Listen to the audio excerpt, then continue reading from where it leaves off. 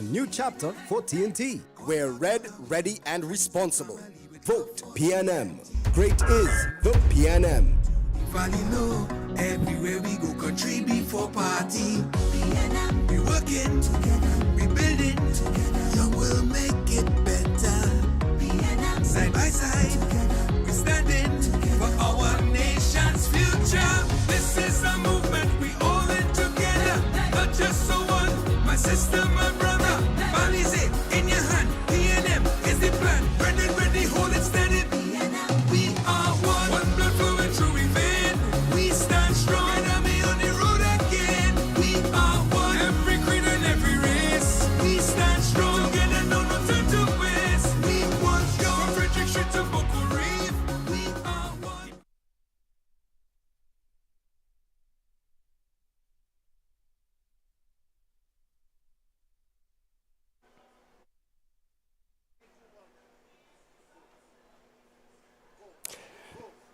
Good evening, brothers and sisters, ladies and gentlemen, citizens of Trinidad and Tobago. Welcome to this evening's program of the People's National Movement. Once again, we are delighted that you have joined us as we engage with the public of this nation in a forthright manner, characterized by integrity, by clarity, by education, and by inspiration. We are coming to you from the constituency of St. Joseph. It's a warm and sultry, very pleasant evening. We are surrounded by bustling activity, and a huge crowd of red is gathered in front of a stage on which we will have some of the most important presentations in the political discourse as we build up to the April 28th general election in Trinidad and Tobago.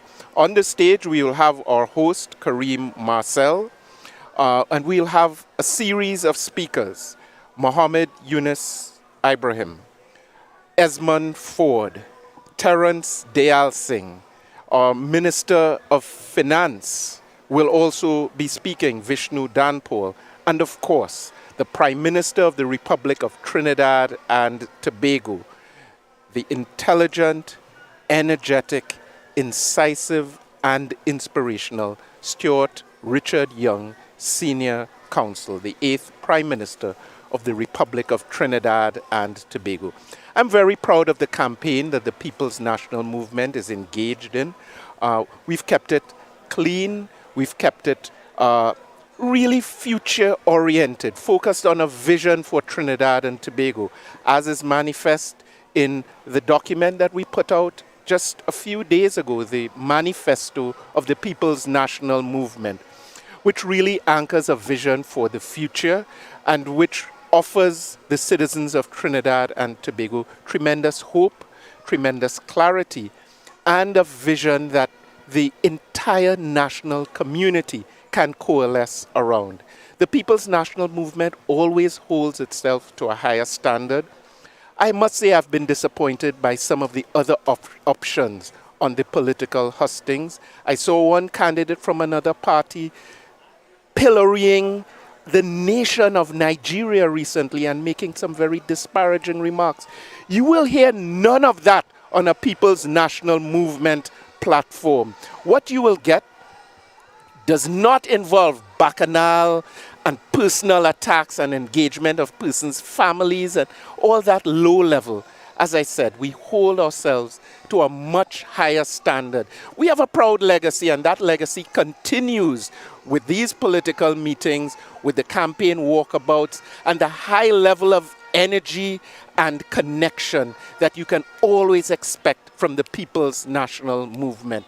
So yes, this is a democracy. We're enjoying the campaign season, and we are looking forward to the next 5 years of genuine and authentic service to the people of this land. That is something that is guaranteed, that is something you can count on, and something you can look forward to. So as I invite you to sit back, bring your family around you, bring your children around you, bring the grandparents, engage with us. pay close attention, because what you will get is an education from a P&M perspective, an inspiration. You will get the energy, you will get the enlightenment, and you will get speakers from various portfolios coming together to offer a proper People's National Movement platform. Every ethnicity is gathered here. We respect all, we are movement of all, and we will be working with you as we move forward. Thank you very much, ladies and gentlemen. Once again, I will take you through the speakers that you can anticipate. The host is a very young and dynamic lawyer who came out of the community of Sealots, who still lives there in that community, and who has brought a very special texture, a very special characteristic and attribute to the People's National Movement. Very young, very connected to the youth, and also highly educated and inspirational, really demonstrating that it's not, you are not limited by your environment. For the constituency of Tunapuna, Mr. the Honorable Esmond Ford.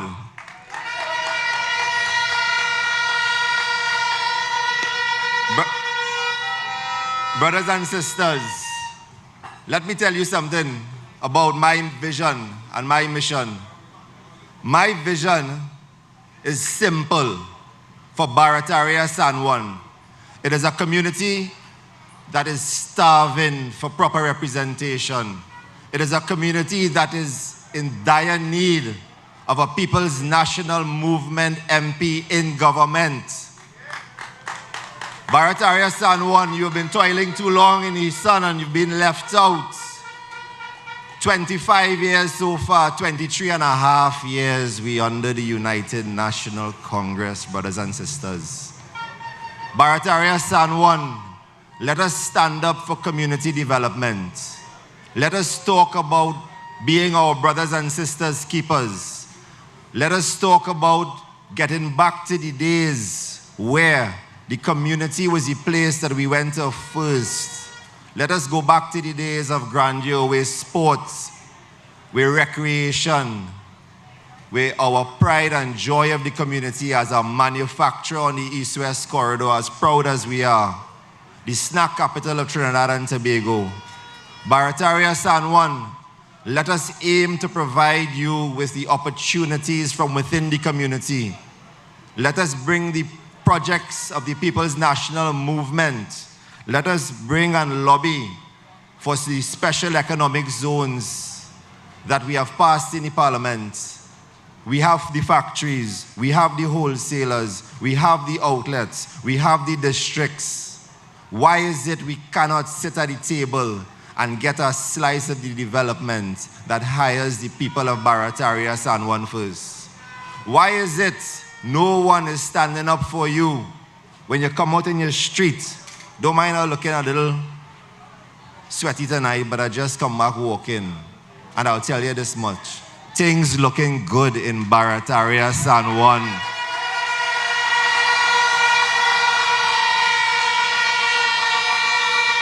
Things looking so good. The other side's calling emergency meeting every 2 nights. They want to know where their base going. But the people bawling for proper representation. The people are asking for a decent, proper plan. You cannot be the MP of an area, no matter what side of the political divide you lie, and you do not address the needs of the community, because community development takes grit. And let me tell you something about grit. Grit is the number one ingredient for success. It's not just physical health. It's not just mental health. It's not just good looks, or it's not just finance. Grit is the consistency to stick it through from the beginning to the end with a long-term plan. I am bringing the grit of the PNM to Barataria San Juan. I am bringing the grit of the incomparable Minister of Everything, our Honorable Prime Minister, who will every single day, no matter how hard the journey is, no matter how difficult the negotiation is, put Trinidad and Tobago first. Let me talk about development. Let me talk about the distractions that the youth are facing right now.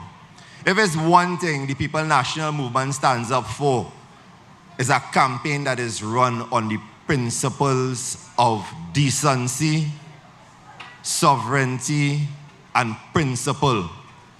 I cannot believe that throughout my constituency, people of other political parties have the interest for this weekend to throw a zest party in almost every other constituency, where they will fuel our youths with alcohol and marijuana. And what they're looking to do is to pull them in a corner, get them $500 so they could stick their hand before Monday in indelible ink. That is the plan of the people who are looking to fight the People's National Movement. That is the level of the cheating of the human being of their sovereign personal rights. That is trying to buy away the democratic process of our nation. And I want the youths to tell them, we ain't zesting with you, we bouncing with the People Nationals Movement. I want to tell you, be mindful of the people who want to pay you for your vote, because democracy cannot be bought under the People's National Movement. Democracy is a principle that we stand on, as we stood as the first political party after the independence of our great nation. And it is democracy that will make us win. It is decency that will make us win. We are a God-fearing community. We are a God-fearing country. We are a nation of praying and practicing individuals that know the right from wrong. And the only man or the only deity that we bend over or bow down for is the Lord. We shall do nothing else but in the service of our Lord. We need to bring a little bit more talk about Sawa Barataria. And we have to understand that over a quarter, and I hope the Minister of Finance take a pin out of this, because when it is we sitting down at the table, I bring in some shots for Sawa. And I let you know, the development plan of Barataria San Juan is to achieve one day. It can't happen under my first term in 5 years, but we can get on the road to it. We need to establish Sawa not just as its own sovereign city, as it is in its own identity, but as a community that has city status. We need to be part of the decentralization of central government, as over 250,000 people on a daily basis traverse the East-West corridor. We need to understand that those same individuals are applying their roots to Port of Spain, to Arima. But guess what? They're doing that for the purpose of getting a government facility, going to a government office. We need those services within our confines. We need to know that we can touch the government and the people can have the upfront service that the government has to give in the major towns of Trinidad and Tobago. Barataria San Juan, we have to come to the table to talk about the congestion we face on a daily basis. We have to come to the table and start discussing the real issues, which is the traffic congestion. We have to think about employment. We have to think about the children's and the youth mentorship program. We have to bring the Ministry of Youth and Development and National Services programs to our people. It amazes me the amount of people who would want to be part of that. People have been begging me, Mr. Yunus, thank you for bringing us hope. But I'll tell you this much, and I'll remind them, it is not now I serve in Barataria San Juan. It's the last 25 years of my life I land in Equasia and I ride there, and I ain't moving, and I ain't going nowhere. We need to understand that when we bring it back to governance, on the 28th of April, we will bring Barataria. We will bring the grit to Barataria. We will bring the votes to Sawa. And we will make the city of Barataria San Juan as one of the shining beacons that this great nation has to offer, because we say collectively, great is the PNM, great is the PNM, great is the PNM, and we shall prevail. Put our Barataria first, put the country first. Get a real MP, protect TNT. Unicyber, we voting for him, we voting for him. Put our Barataria first, put the... Let's give it up, Barataria San Juan, for your next member of parliament, Dr. Muhammad Yunus Ibrahim. When we talk about leadership, we can find it in every single 41 candidates in the People's National Movement. And we make no apologies for that, brothers and sisters. Brothers and sisters, the next speaker is the Member of Parliament for Tunapuna. Do you know what that means? It means that he's the Member of Parliament for Tunapuna. Brothers and sisters, the next speaker is a man that is grounded. He, brothers and sisters, is from the community of Tunapuna. I know that you are on board with him. The next speaker is a servant leader, brothers and sisters, and a dedicated advocate for the people of his constituency. He was born and raised on Fairley Street in Tunapuna. He has lived and struggled and rise in his community of Tunapuna. He is a true son of the soil. From his early years, brothers and sisters, he was instilled with values of honesty, generosity, service, and shaping a 15-year journey in public life, brothers and sisters. In 2015, the good people of Tunapuna did the right and honorable thing. In 2020, they also did the right and honorable thing. It is 2025, brothers and sisters, and it is the same good people of Tunapuna that will reject, brothers and sisters, the United National Congress. They will reject people. They will reject people, brothers and sisters, who have serious questions to answer, brothers and sisters. I know that Tunapuna, that you are grounded. And because you are grounded, you don't only know what goes on the ground, but you know what goes on the underworld and the underground. You know, brothers and sisters, that your next member of parliament is a man of integrity, a man of decency, a man of humility, and that you will do the right thing come April 20th, 2025, and ensure that the next speaker, brothers and sisters, is your next member of parliament for Tunapuna. Brothers and sisters here in St. Joseph, I invite you to welcome the Honorable Esmond Ford on board with Ford. Puna people!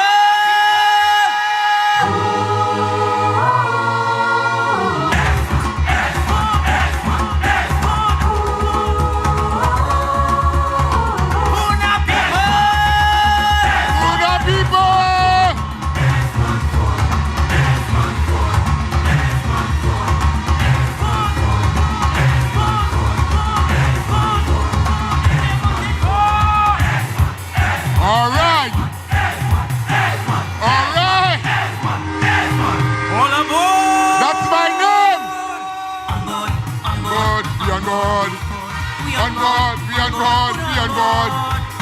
All right. Thank you. People of St. Joseph, let me hear you.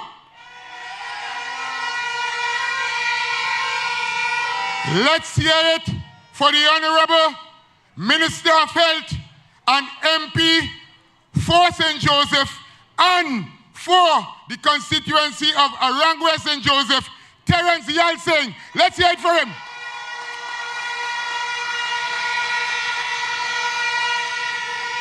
You cannot come into a man's house and not recognize him. Honorable Terence Yalsing, all my other parliamentary colleagues, all the PNM candidates for the 2025 elections, all the senior executives of the People's National Movement, and all well-wishers of St. Joseph. Tunapuna people, you in the house. Let me hear you. Let me see you. And of course, our Honorable Prime Minister Stuart Young, SC, the Prime Minister of now and the Prime Minister on the night of April 28, 2025. Great is the PNM.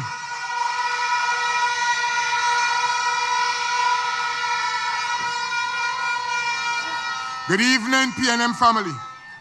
Good evening, around West St. Joseph. Our neighbor to the west of Tunapuna sends it love and greetings. We are thinking of you. We are thinking of your candidate, the honorable candidate and friend, Terence Yalsing.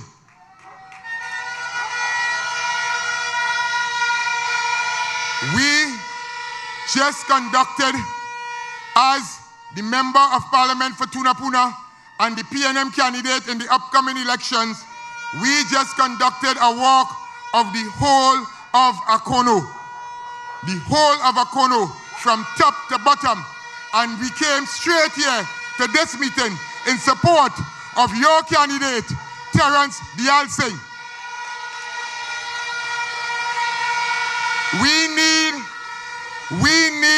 a RUNG St. Joseph to be back in the corridors of power to ensure continuity, to ensure all the good work that Terence Yalsing has been doing for the last 10 years. And I think in between there was a 1 year or 2 year period. How much years in all? 12 years. Yes, because I know there were 2 consecutive and I know there was a by-election somewhere between there. So we need to continue that Terence be in the corridors of power. So St. Joseph, do like Tunapuna, because Tunapuna is on the red side. Tunapuna is red, ready and responsible. Tunapuna is all in one with you in Trinidad and Tobago.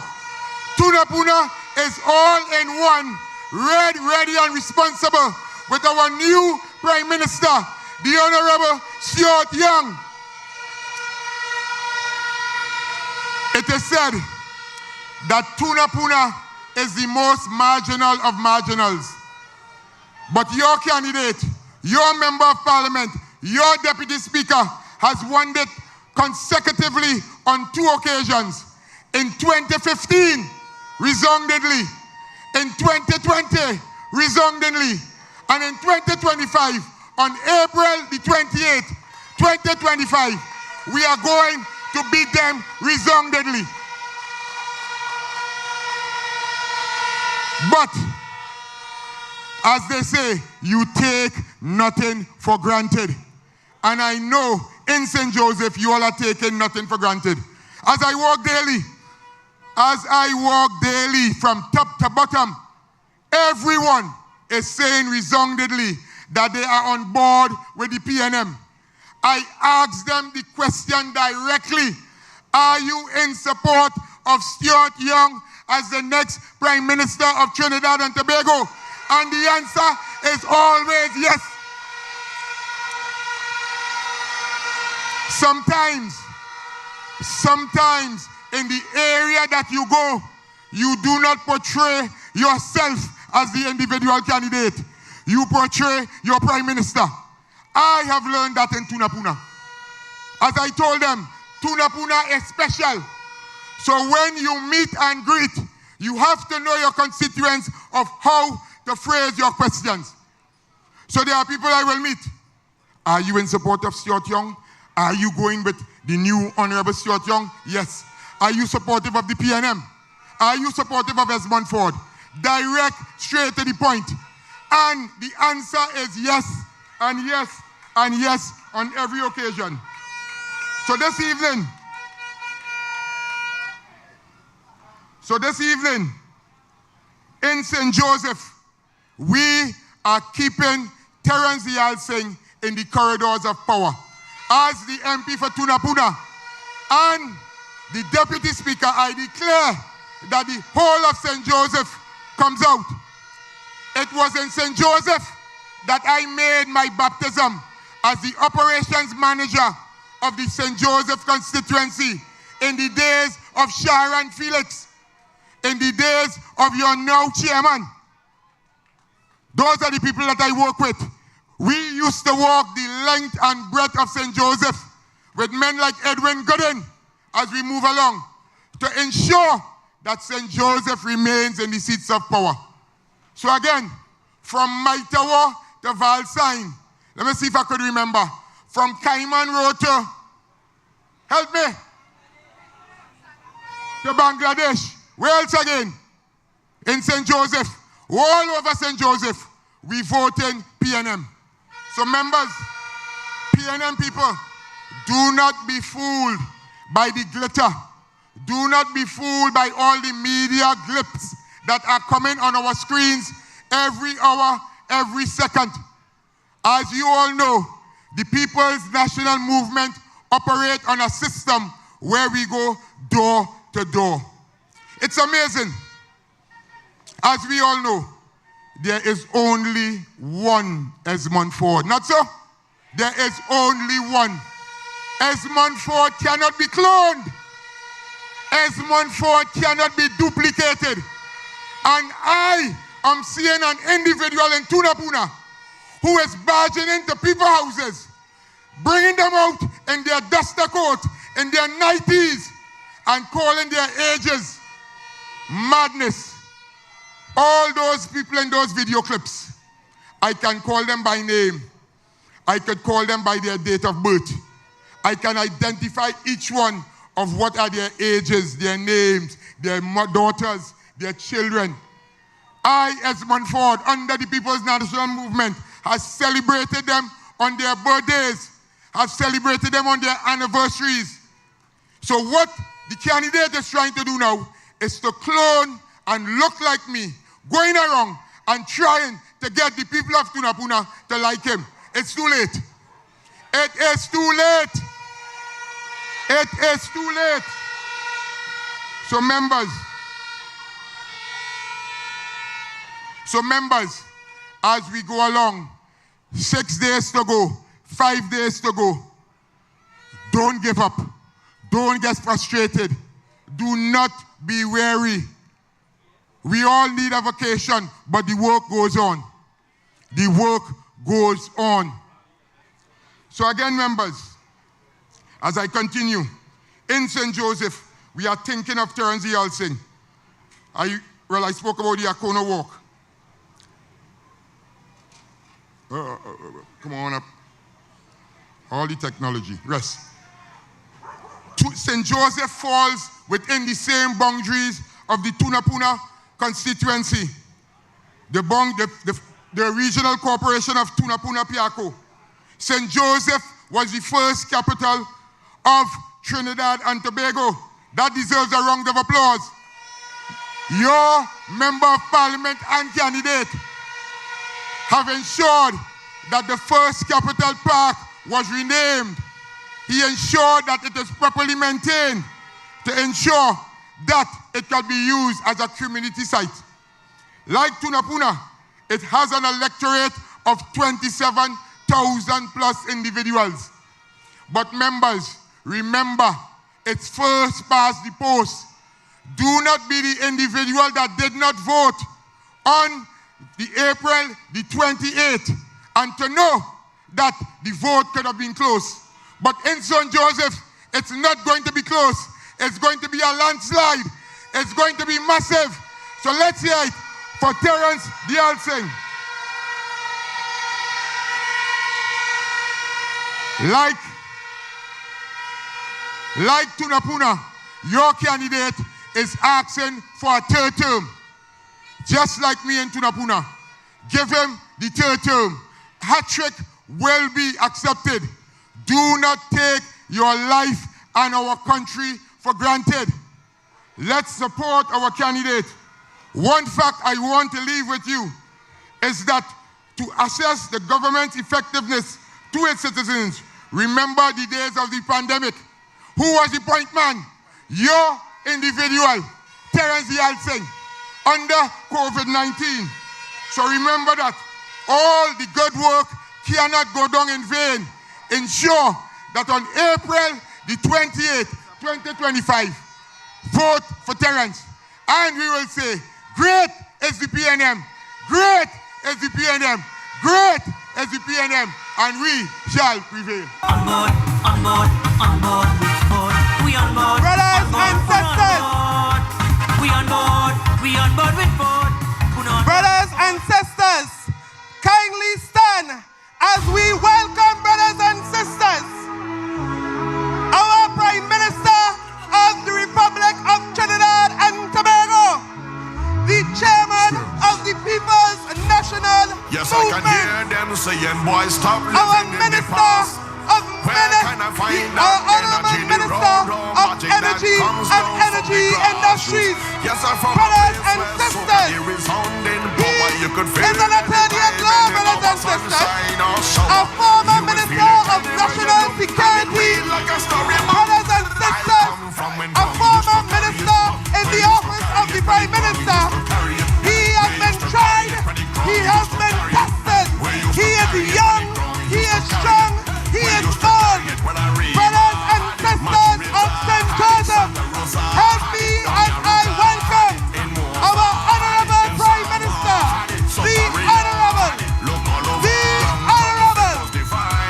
Stuart Richard Young, Senior Counsel. Young Army, are you here in Are you here in St. Joseph today? Brothers and sisters of the PNM, allow me as we welcome with open arms in St. Joseph the Honorable Prime Minister of the Republic of Trinidad and Tobago, the Chairman of the premier institution in this hemisphere, the People's National Movement, our Chairman, brothers and sisters, the Honorable Stuart Richard Young, FT. Brothers and sisters, our Prime Minister is here to share his vision. He is here to share the plans and policies of the People's National Movement.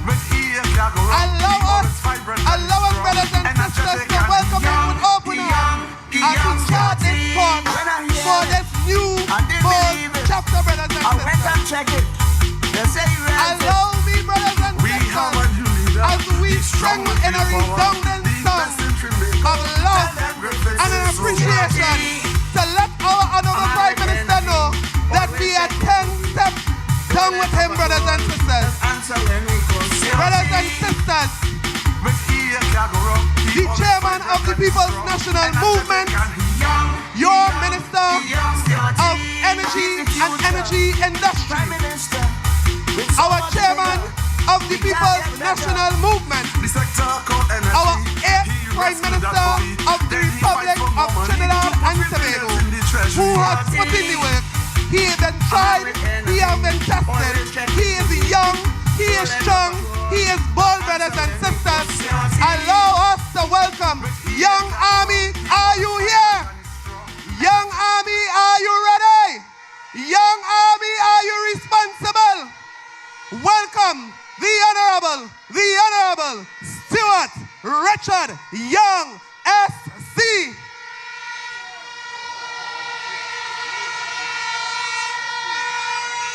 Brothers and sisters, we can feel the love. We can feel the vibration here in St. Joseph. If you are on your way, brothers and sisters, it's going to be a bit tough to find some space when the PNM touchdown in St. Joseph.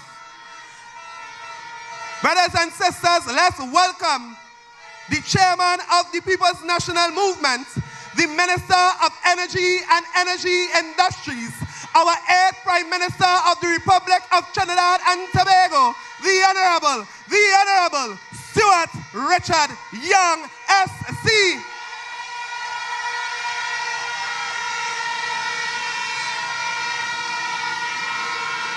Brothers and sisters,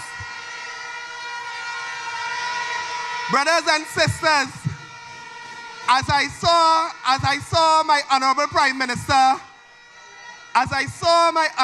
Minister with his detail come here tonight, I watched to the left of him, I watched to the right of him, and I saw that he did not need help to make it from that corner here to his seat. My Prime Minister is young, strong, and bold, and he will lead us in this new chapter, St. Joseph. Are you ready to step into this new bold chapter? Whilst we are at it, brothers and sisters, you see, we are a party, brothers and sisters. We are a party, brothers and sisters, of decency. We may have political opponents, but we don't have enemies in Trinidad and Tobago. So allow me as well to wish our opposition, our permanent opposition leader, the Honorable Kamala Prasad Bisesa, a happy 73rd birthday. We promise her, we are in Trinidad and Tobago on April the 28th, 2025, we are going to give Mrs. Prasad Bisesa the best gift that she could ever get. We are going to retire her back to the Pink Palace. We will send her to take vacation all over the world because red is the word, red is the word, red is the word, brothers and sisters. So we send happy birthday, and all the best wishes. Brothers and sisters, our next speaker, brothers and sisters, have more dance move than me. I'm still learning, I'm still trying to get some dance move like this next speaker. The next speaker, brothers and sisters, is a dedicated public servant, healthcare professional, and policymaker. He has served 3 terms as your member of parliament here in St. Joseph. He has served 2 terms as the Minister of Health. Brothers and sisters, he has been at the forefront of national health policy, legislative development, and community empowerment.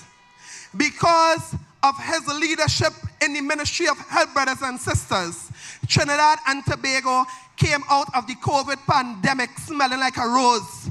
We came up with stable leadership in the health industry, brothers and sisters. The next speaker has a Bachelor's of Science in Pharmacy, a Bachelor's of Laws degree, and a postgraduate diploma in marketing. Brothers and sisters, he holds a very special place in our heart in the People's National Movement. In 2010, brothers and sisters, we made one of the biggest mistakes as a country by allowing that misleader to become our Prime Minister in 2010. But you, brothers and sisters, knew that they couldn't even hold it together for the 5 years. In 2013, they had a man called Von Lee, the late Mr. Von Lee, who had to resign, brothers and sisters, because of what would have been a disgrace in office under the Kamala Prasad Bisesa's tenure. But brothers and sisters in St. Joseph, you did us yeoman service. You brought it home for the PNM in 2013. You brought it home again for the PNM in 2015. You brought it home for the People's National Movement in 2020.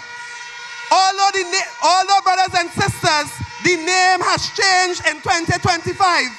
RUNG St. Joseph, allow me and welcome, brothers and sisters, to this podium, the next member of parliament for RUNG St. Joseph, the Honorable Minister of Health, the Honorable Terence Singh. Please welcome Terence Singh, who is going to take RUNG St. Joseph once again. Be ready now. RUNG St. Joseph is Terence Singh. Be ready now. Hey, here we go. Vote for the PNM. RUNG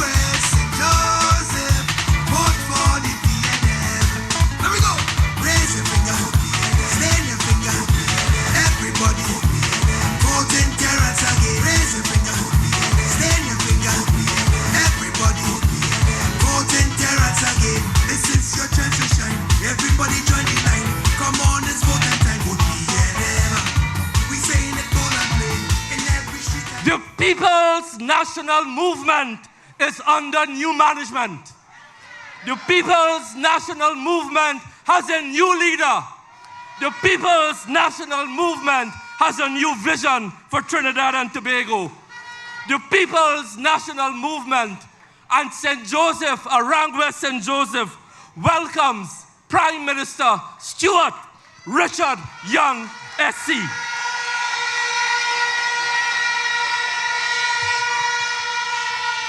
At this very spot 2 weeks ago, I launched my campaign. And in that time, I gave you my vision for St. Joseph. But 2 weeks later, tonight, this is a national campaign. So I address you on national matters, especially for our elderly. Ladies and gentlemen, especially those listening at home, because I know you are going to vote PNM. I am speaking to those who are not here, who are looking at their TV, listening on radio, the undecided and the elderly especially. Because I'm going to change the tone of the meeting. History is cruel to those who do not learn from their past errors. History is cruel to those who don't learn. In 1986, in the run-up to that election, a coalition called the NAR promised you the earth, the moon, and the stars. And what did PNM people do? They voted out the PNM and put the NAR 33-3. That is our history. But when the NAR found out they could not fund their promises, they had to go to something called the International Monetary Fund, or the IMF. What was the result of that? Let us have a serious conversation with civil servants and the elder civil servants who were working then.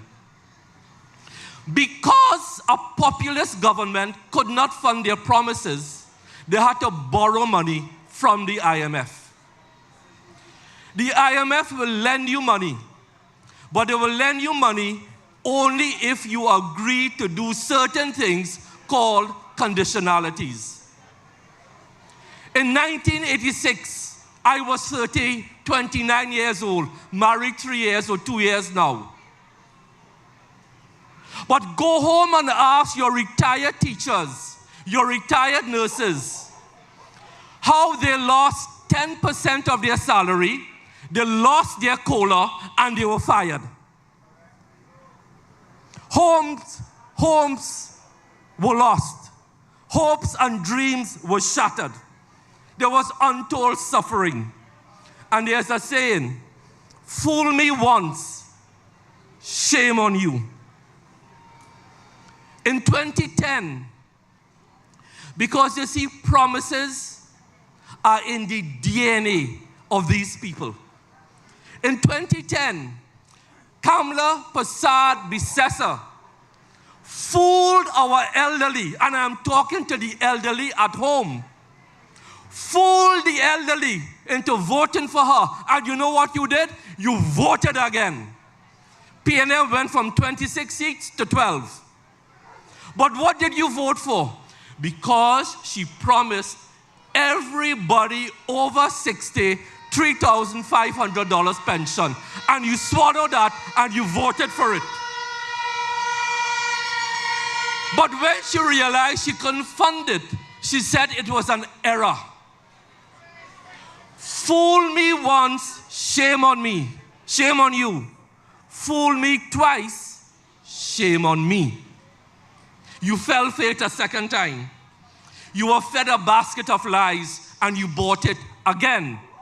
Remember I said, history is cruel to those who do not learn its lessons. In 2025, Kamla Persad Bissessa is coming to you just like 1986, just like 2010, with a basket of goodies. Life will be sweet. Civil servants will get 15% pay increase. $20 billion worth of promises. But let me talk to civil servants tonight and the elder civil servants who were in the public service in 1986. Tell the young civil servants who were in the public service, no, you vote for that. You vote for that sugar rush. And you know what? Come Tuesday, 29th April, if you elect Kamala and you get 15% pay increase civil servants, you're going by the car garages, you're buying Vessel, you're buying Navara, you're going by courts, you're buying TV, new fridge, you're traveling, you're happy, life is good. But when Kamala cannot fund those promises, like the NAR could not fund their promises in 1986, Trinidad and Tobago will have to go right back, as we did in 1986, to the International Monetary Fund. History is cruel to those who do not learn. And within 6 months, the vessel you buy, Republic Bank and them come in to do what? Repossess it. Courts will appear by your doorstep with the van to repossess it. Fool me once, shame on you. Fool me twice, shame on me.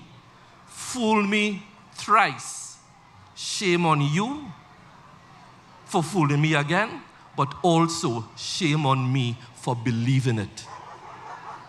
What are you going to do? As your Minister of Health, I want to put a dose of reality into our senior citizens. The International Monetary Fund, as the Minister of Finance knows, does not approve of social interventions. I am talking to our seniors at home. I know you're going to vote PNM. I am talking to the undecideds tonight. The International Monetary Fund, like in 1986, does not like to pay old age pension. Think about that. Think about your loss of dignity, your loss of independence, your loss of quality of life, if Kamala has to fund her promises by bringing back the IMF. I'm going to talk specifically now, and elderly, listen to me. I'm not talking to all in red here. I'm talking to people at home. I am quoting from an IMF document, IMF and Healthcare.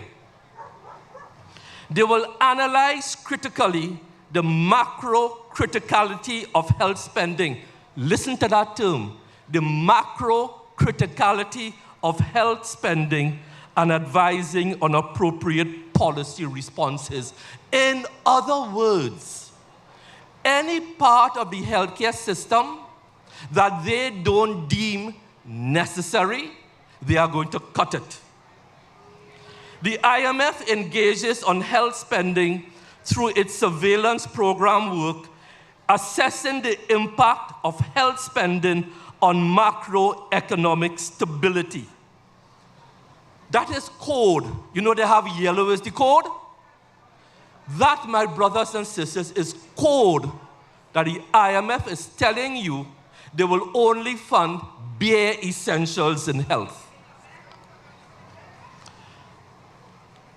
You see this drug, Mapthera? The elderly with cancer get this free at $1,300 per vial. Each person will consume about 50 vials over their lifetime if they have cancer. I ask you, can you afford that? I notice the crowd get quiet, and I like that. I sign off every day on dialysis. I want to ask, I'm not calling names, but the gentleman in Londonville, in Mausika, in Bish, in Karapichaima, in Maraval, who I sign off on for dialysis at $950 a pop, 3 times a week. That is $2,850 approximately. Can you afford that if the IMF comes in here? The cancer patient, and we have 600 cancer patients. I see all the quiet, that is good, all you're listening. We have 600 cancer patients who get free radiation. I sign off on that. Just this week, a cabinet note was passed by the Prime Minister to continue that program. It costs $60 million a year. But if you, as a cancer patient, getting that free, and the IMF don't like it, do you know what you have to pay for the private providers to get that radiation treatment? You will have to find $153,000 to fund your own radiation. That is your fate. Fool me once, shame on you. Fool me twice, shame on me. Fool me thrice, what are you going to do? I want to speak to our elderly tonight. I went onto the CSO website. Unlike Hamid Ghani, the CSO website breaks down our over 65 population to 122,638 persons.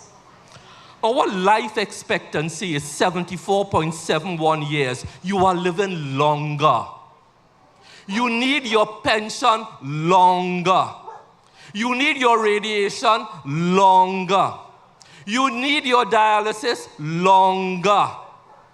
Our 65 to 69 age group, we have 45,993 people. 70 to 74, 31,207. 75 to 79, 21,378. And 80 and over, 24,058. Which 80-year-old person could afford $153,000 for radiation? Which 75 to 79 age group, where you have 21,378, can afford $3,000 of dialysis a week, $12,000 a month, which the government pays for you free? Let that sink in Trinidad and Tobago, because that is your future under Kamla Persad-Bissessar and these promises that she could not tell you up to today how she is going to fund it. Do you want to get into a second IMF program in Trinidad and Tobago? But if you believe it as you believed it in 1986, as you believed it in 2010 when she tell you everybody over 60 getting 3,005 and you voted for that, she's telling you now, I will eliminate everything. Nice life. Go and buy your vessel, civil servants. Felicia Thomas don't have a clue. And misleading public servants as they were misled in 1986. But what we offer is a program directed to our seniors that the Honorable Prime Minister spoke about. Virtual consultation. So that you don't have to leave the hills, leave your home to come to the hospital. And we could only have virtual consultations because right now, and the Prime Minister spoke about it, we are digitizing medical records. So a doctor can sit down in Mount Hope, in San Fernando, in any part of the country, with your digital records in front of him, because we are digitizing, phone you, FaceTime, WhatsApp, whatever you choose, and give you a free medical consultation. Do not play with your future seniors. What we offer you are continued access to free health care. But even going further, we continue to improve CEDAP. The IMF is not going to look kindly on the $200 million we spend on CEDAP every 3 years. Elderly and your grandchildren sitting down here, where would this country be for our elderly and seniors without CEDAP? When we came into office, we found a CEDAP regime where pharmacies were paying $13 per line item to distribute, and there were no drugs in the system. I went to the cabinet. We decreased that fee from 13 to 8, and we flooded CEDAP with drugs for you. So your diabetes, your hypertension could be under control. That is what a government does. We care for our seniors. We are not fooling our seniors. So brothers and sisters, the only way our seniors could survive is if they have insurance coverage. Let me give you a story of one person. I won't call his name. Particular patient on dialysis had insurance coverage up to $665 per session. But the insurance coverage ran out. So you were paying the difference between $950 and $665. When the insurance coverage ran out, he came to the Ministry of Health. We agreed to pay the full thing of $950. That is what we do. Ladies and gentlemen, we also pay for free vitreoretinal surgeries. So the patients in Carapichaima, who I signed off on just before last week, the patients in San Fernando, we signed off in one note to me, $150,000 for 5 people to get free VR surgery in the private sector at $30,000 a pop, so you can see. When Kamala comes in and the IMF comes in, they will take away that. And if you have no medical coverage, well, crapo, smoke your pipe. Ladies and gentlemen, I have painted you a future, a dire future with Kamala and the UNC, with promises that cannot be kept. I have retraced the history of populist governments from the NER to the People's Partnership when they rebranded themselves in 2010, and now this coalition of interests in 2025. Coalitions don't work. They crash under their own weight of lofty expectations and infighting for positions, as the NER did, as the partnership did. So you have a choice. Monday, vote for Stuart Richard Young to be the next Prime Minister of Trinidad and Tobago. Vote for Terence Yal Singh to return as the Member of Parliament for Rangwe St. Joseph. Vote for Yunus in Barataria San Juan. Vote for Esbon in Tunapuna. Vote for all 41. And on that glorious night, we will say, great is the PNM. Great is the PNM. Great is the PNM. And by God, we have prevailed. Please Thank you, and God bless you. Who's going to take a wrong with St. Joseph once again? Be ready now. Around with St. Joseph is there and stay and sing. Be ready now. Hey, here we go. Vote, vote, vote.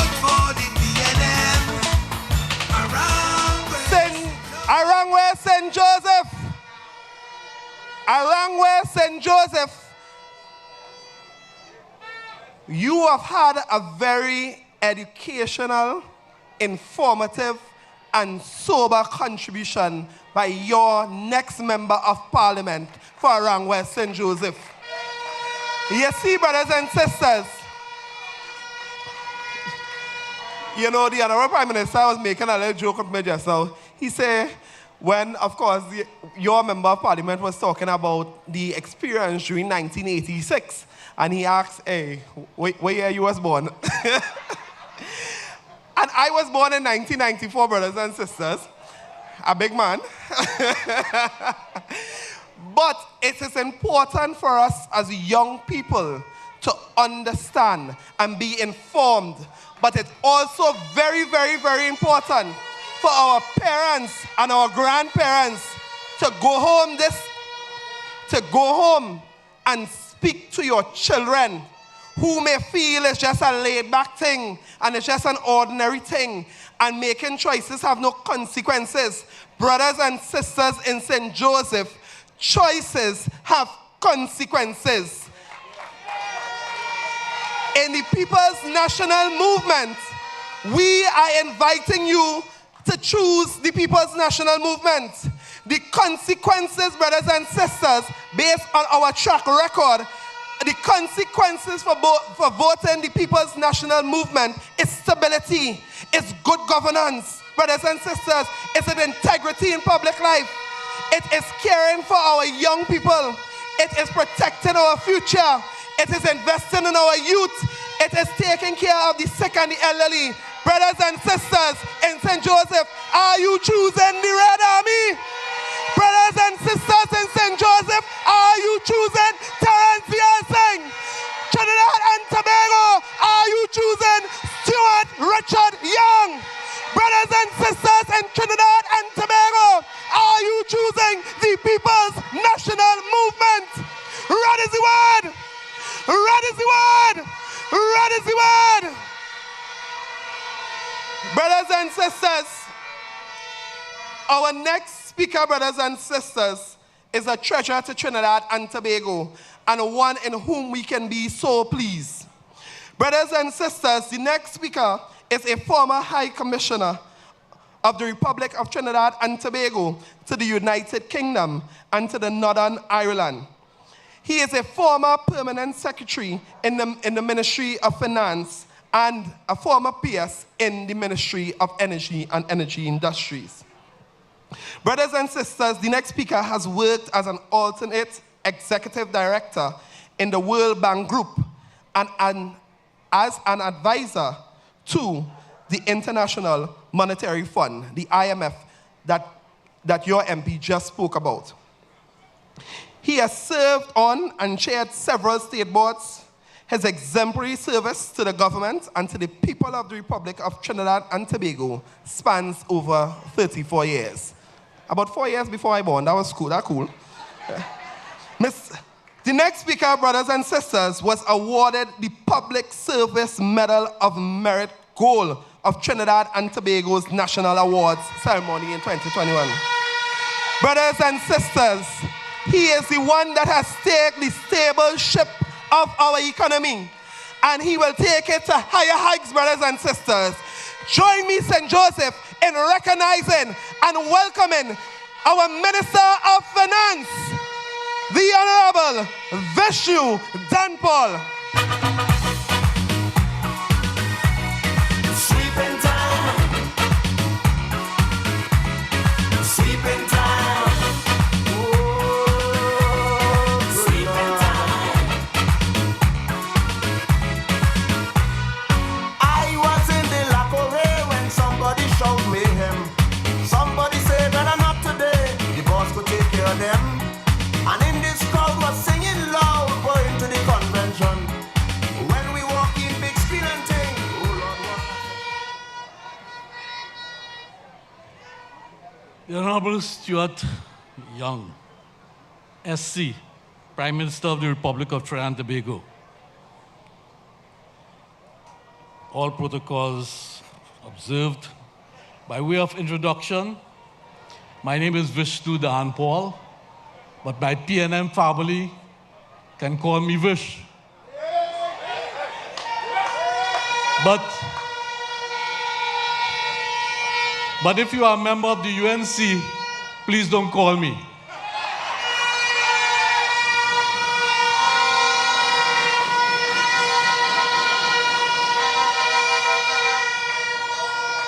Ladies and gentlemen, this is my second statement on a political platform anywhere. Given that my first statement annoyed the opposition so much, there's only one thing for me to do. Do it again. When it's nice. Ladies and gentlemen, when I speak facts based on empirical evidence. Ask my wife, I don't lie. However, the agents on the other side pride themselves in speaking fictitious nonsense and engaging in character assassination. Apparently, in my last statement, I hit a UNC nerve. They attacked me on social media. They doctored my statement. They said I was singing for my supper. People with zero IQ were condemning me. People I never met in my life have been trying to fight me down. Nevertheless, I will not retaliate. That is not my style. I am a gentleman.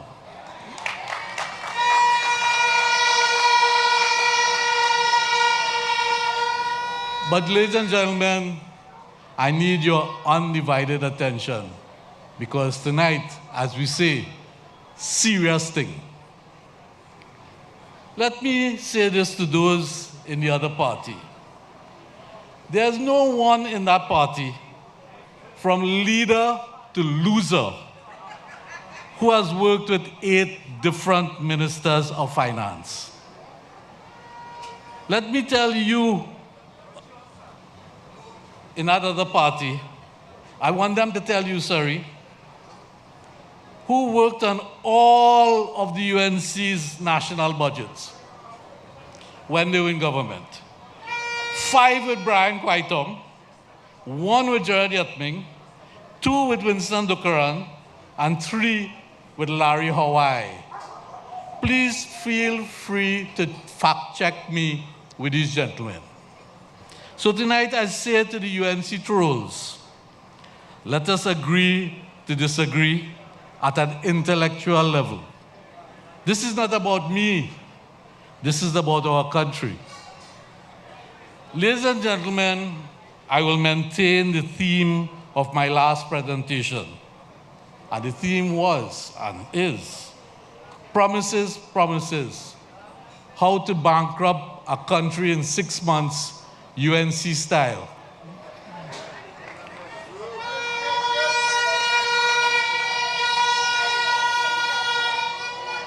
Last week, I put a rather simple question to the UNC hierarchy based on the numerous promises that they have been making to the population.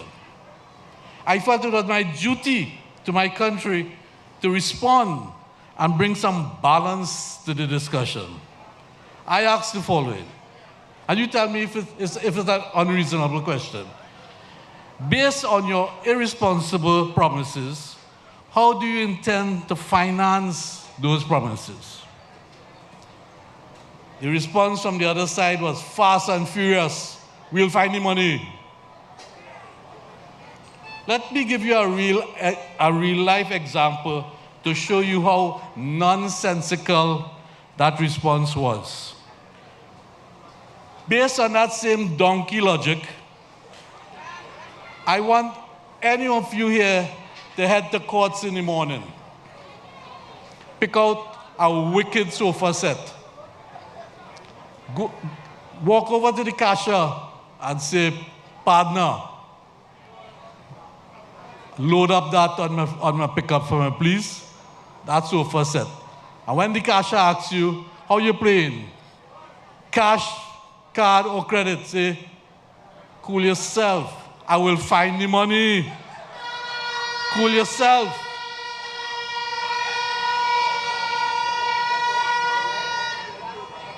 So how did we get here, ladies and gentlemen?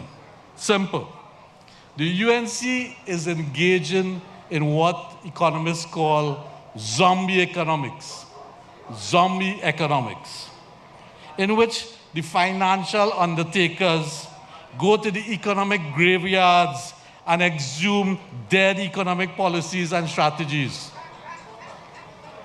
Those populist ideas have proven to be global failures and confined to the financial cemetery. They are trying to fool an unsuspecting population with graveyard economic promises. The UNC are experts at zombie economics, in which archaic policies and programs and strategies are resurrected in an attempt to win votes, but will only succeed in bankrupting our country. Just check their manifesto. It is really a virtual epitaph, a tribute to zombie economics. Case in point, let us call it zombie number 1. With the promise from the UNC of increasing expenditure through a 10%, or maybe 15%, or maybe 20%, who knows, increase in public service wages and salaries, we calculated that the back pay plus the annual increase in the wage bill could amount to a minimum of $12 billion. Coupled with a simultaneous decline in revenue collection through a decrease in corporation tax by 5%, eliminating property tax, tampering with our VAT base, and repealing the Trinidad and Tobago Revenue Authority Act, which could bring in the Trinidad and Tobago Revenue Authority, when fully operationalized, could bring in close to $5 billion TT. These are all their promises, and these old populist strategies will lead to a fiscal deficit of close to $20 billion, or as economists like to frame it, more than 15% of our gross domestic product. Think about this. A fiscal deficit of 15% of our GDP, and I have only analyzed 5 of the UNC's deadly sins. So how are they going to finance this deficit? Ladies and gentlemen, I'm telling you straight up, we will find the money. It's not a financing strategy. So what is their financing plan? Definitely not through the fiscal accounts. Or maybe they can beg, borrow, or maybe they can beg, borrow, or exactly. Let us assume they choose to borrow. Sovereign borrowing of this magnitude will drive our debt to unprecedented levels and lead to an immediate downgrade by credit rating agencies, which would make borrowing even more costly. In fact, I'm putting it to the population here tonight that Vishnu Dan Paul said, there's no way that the UNC can raise $20 billion on either the domestic or external financial market.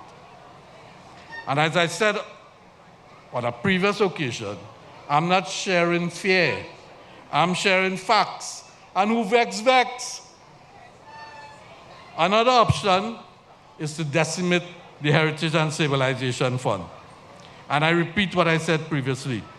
The UNC has been suspiciously, you all notice that? Suspiciously quiet on the Heritage and Civilization Fund. I wonder what they're up to. Could it be the calm before the storm that hits our Heritage and Civilization Fund? I will let you, the population, decide. The UNC can no longer use their 2014 fiscal financing model, in which they use the savings of our national gas company as their personal ATM, and they did not even need a PIN.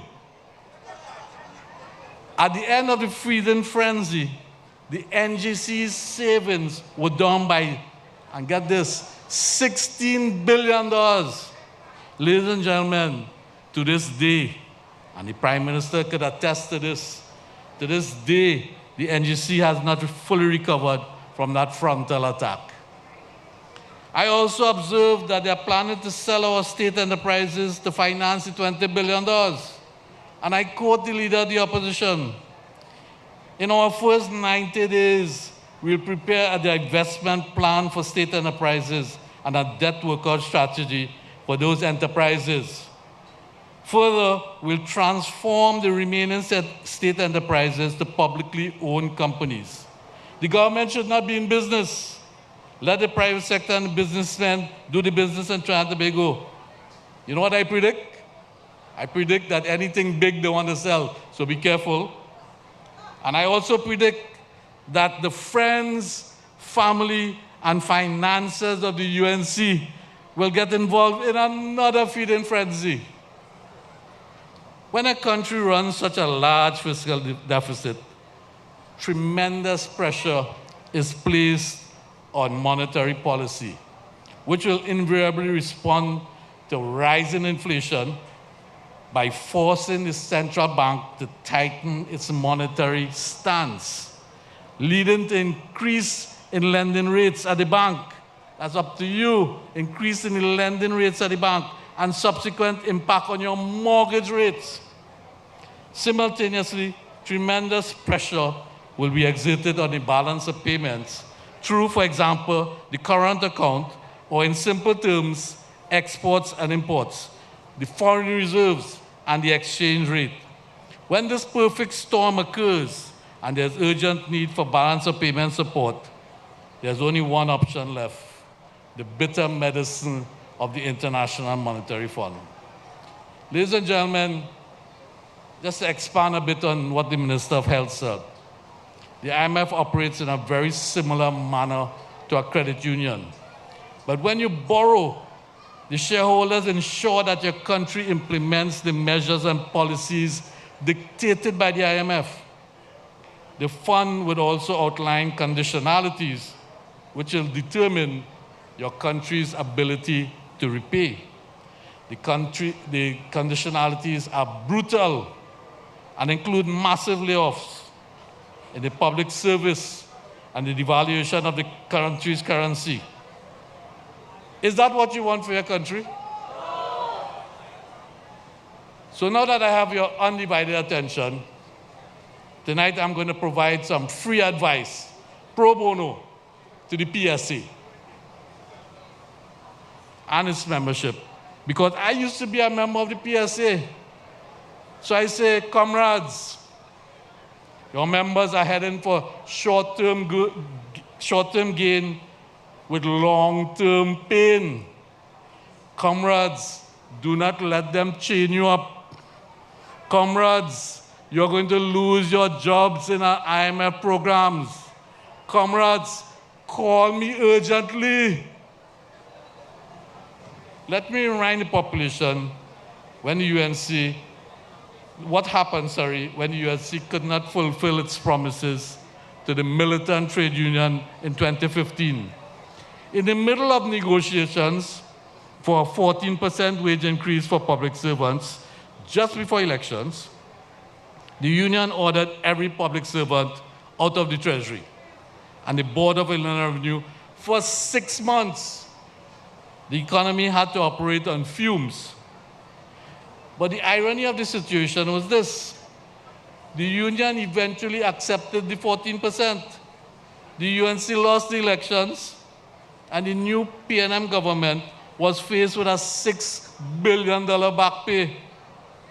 I can tell you this tonight without fear: our country has never fully recovered economically from that UNC-induced damage.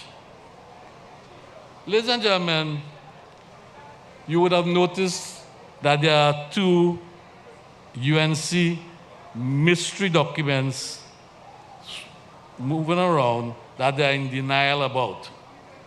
The first is a document called the Monetary and Exchange Rate Policy Document. This is not a PNM document. This is a UNC document. And I quote, the UNC, and listen to this carefully, carefully. The UNC will work with the Central Bank of Trinidad and Tobago to ensure a competitive exchange rate.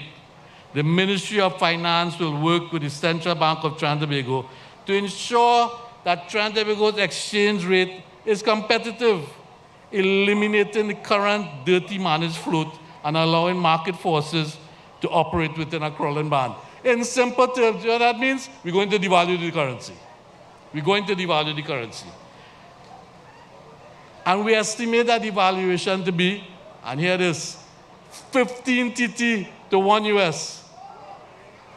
To the parents listening and viewing and here at present, to the parents of thousands of our students studying abroad, please take note. Double of the tuition fee, double of the accommodation. The second document shrouded in mystery is called the Labor Manifesto. The third point in the document states, and I quote, the UNC is committed to amending the Trinidad and Tobago Revenue Authority Act for the PSA successorship to ensure representation of TTRA workers. When did that happen? I thought they wanted to repeal the TTRA Act. When did that happen? Workers in the Board of Inland Revenue and Customs and Excise, please take note that your jobs are under threat.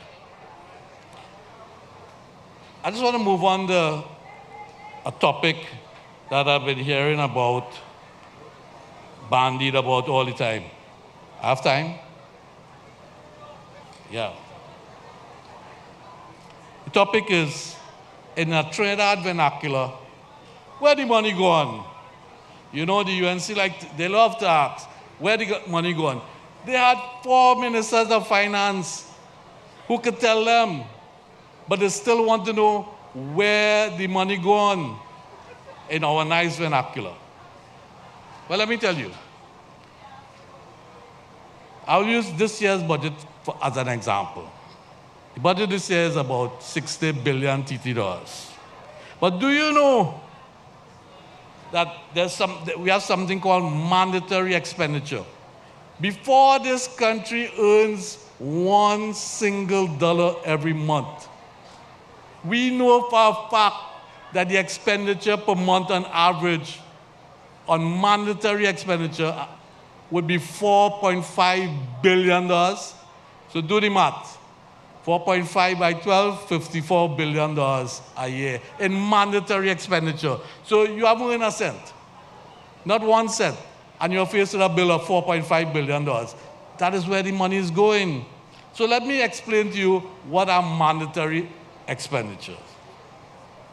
Pension and gratuities, and we call them, we have a nickname for all these things in the Ministry of Finance. We call them must pay. So we must pay pension and gratuities. We must pay wages and salaries. We must pay goods and services to the ministries. We must pay current transfers and subsidies. We must pay the school feeding program, all the social grants.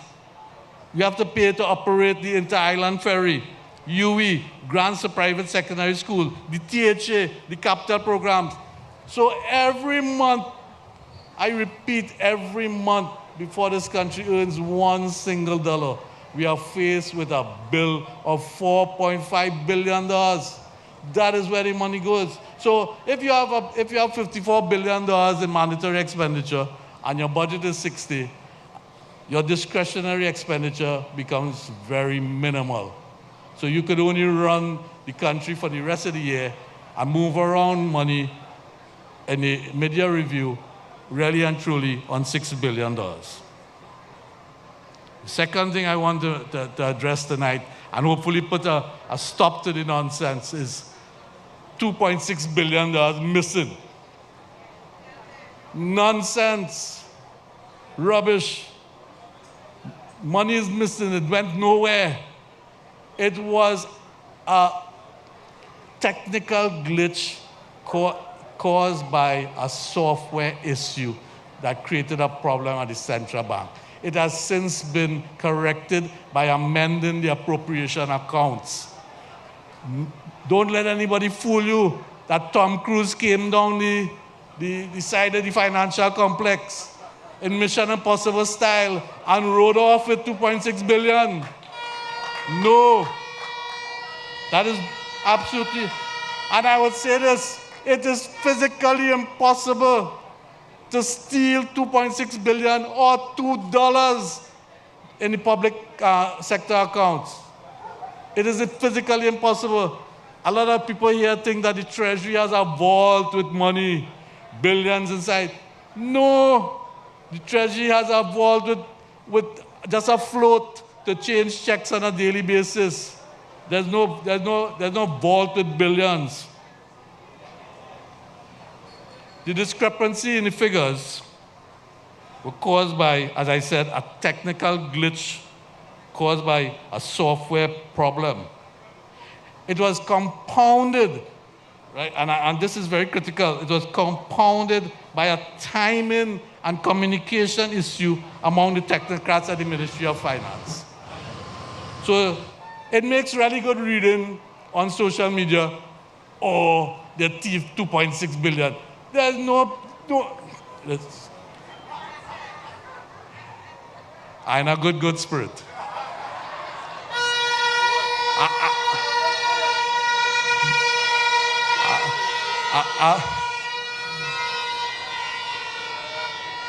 I'm not drinking a good spirit, but I'm in a good spirit.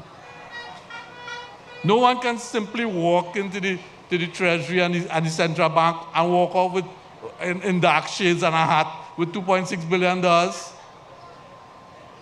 The way the financial systems work, even if you wire the amount of money, right? Look at FIFA. They will catch you. You can't wire the money.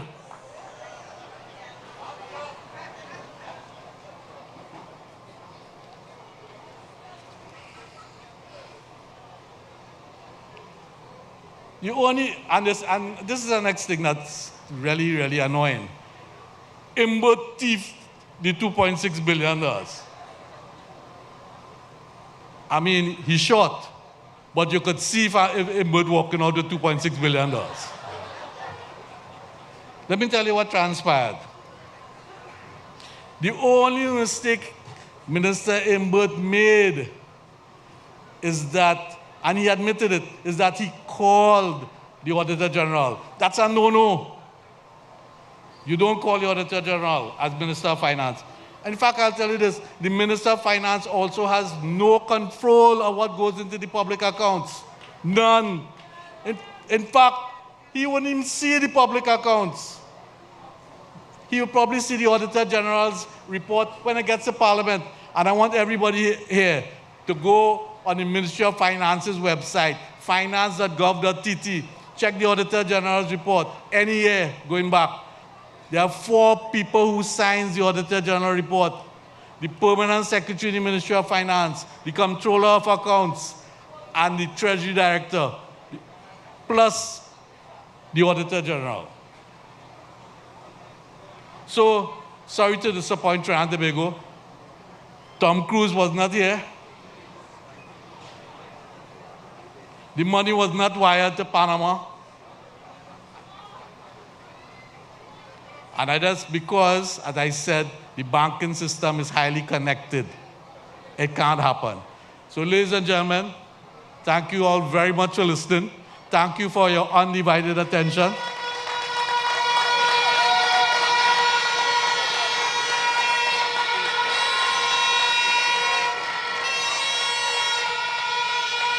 And I hope I put to rest a lot of the nonsense and issues that have been circulating in the media, in social media, and otherwise. Thank you very much.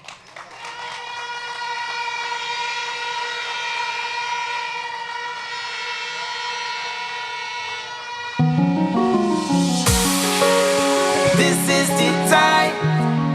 I said this is the time. Ready, ready, show me who ready, ready. Show me who ready, ready. This is the time. This is the place. The future is here, no time to waste. We build on the strength of those who trod this road before. Coming again. Cause I feel the light shining so bright in the heart and we soul.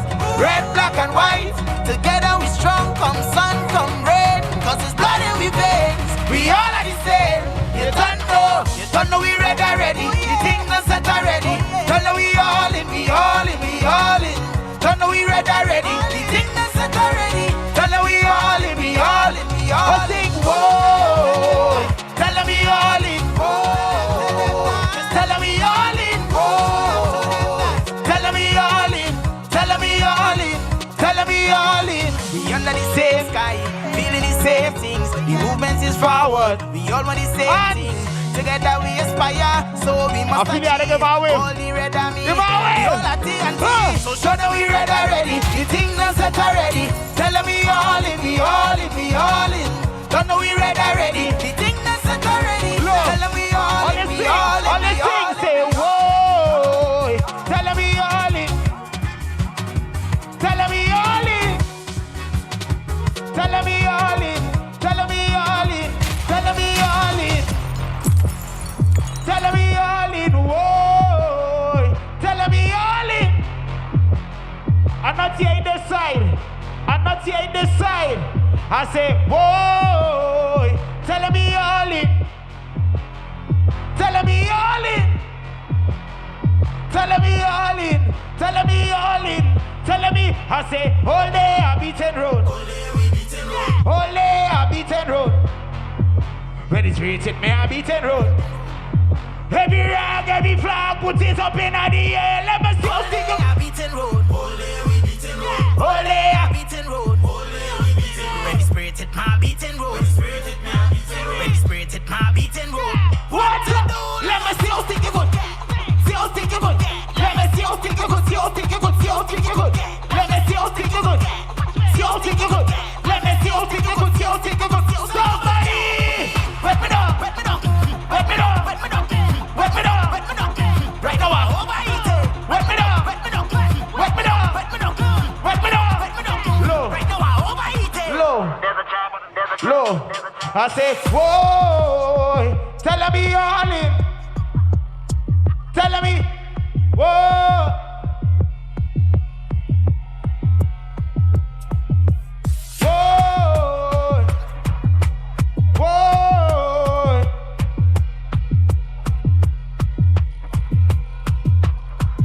Everybody put your hand and say, all day a beaten road. All day a beaten road. When the street hit me up, hey, beaten. When the street hit me up, what to do? Let me see you stick your good game. See you stick your good game. Let me see you stick your good. See you stick your good. See you stick your good game. Let me see you stick your good game. See you stick your good game. Let me see you stick your good. See you stick your good. See you stick your good game.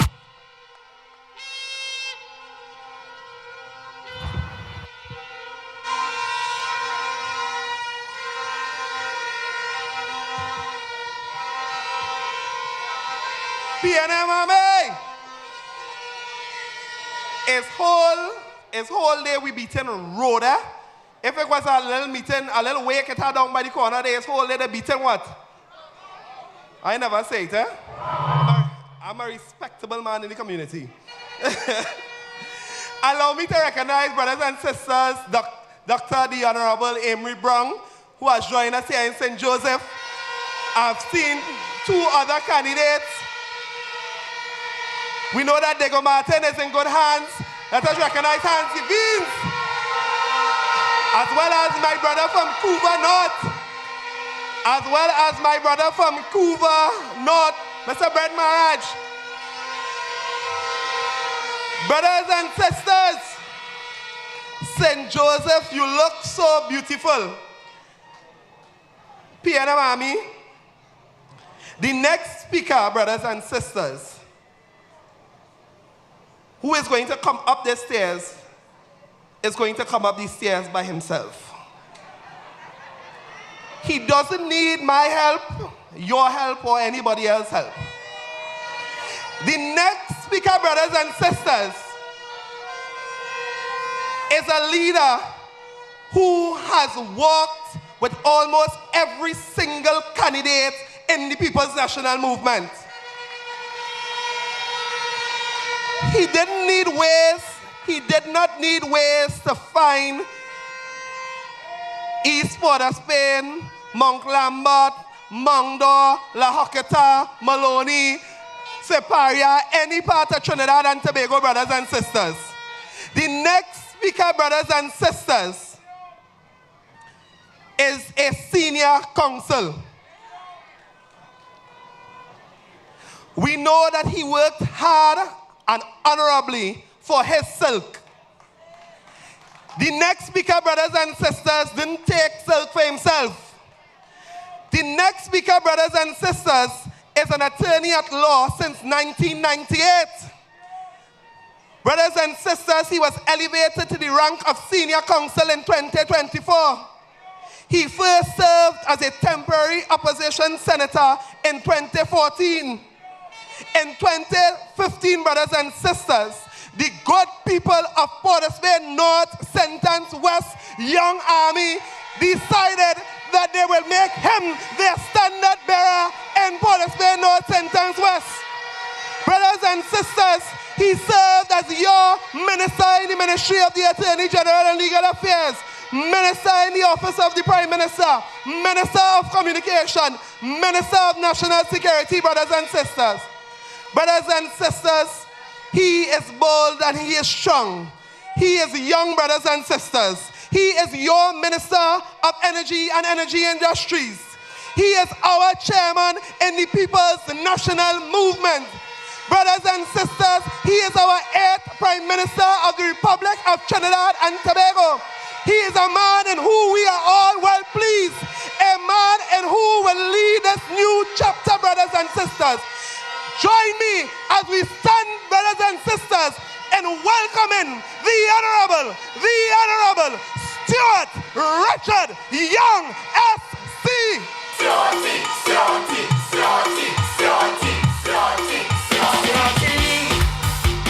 A man with energy, always checking for me. Don't let up at all, let's answer when we call. With he is Jaguar, he always vibrant and is strong, energetic and he young. When I hear it, I didn't believe it. I went and checked it. They say he real fit. We have a new leader, he's strong with real power. The best in Trinidad, tell them Griffiths is so. A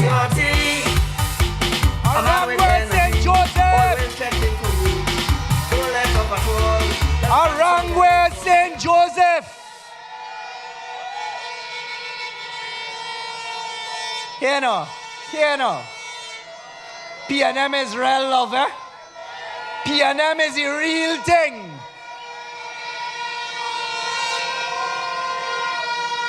Thank you once again. Thank you for your warm welcome. Thank you for all that you've done. We are in the final days. We have less than a week to go. And let me tell you something. It is a good time. It is a good time to be a Trinbagonian, and it's a good time to be supporting the People's National Movement.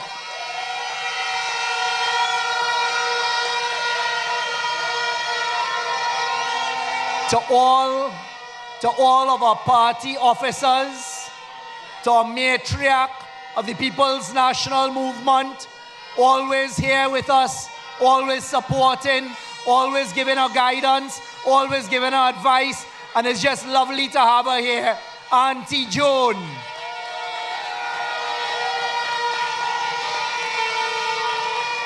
To my cabinet colleagues, I don't call him a candidate, you know. I don't call him a candidate. To my cabinet colleague, the next member of parliament for St. Joseph, around where St. Joseph, Terence Dial Singh, our Minister of Health.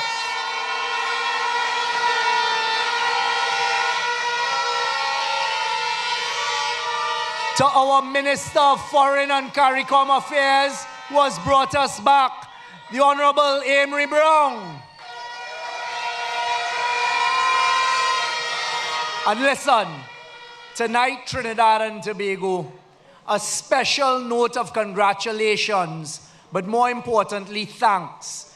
Thanks to a gentleman who decided the time was right, a gentleman who answered the call for service, a gentleman who came forward at this time to offer service in a ministry that he has served in for decades. I want to specially thank tonight our Minister of Finance, Vishnu Dan Paul.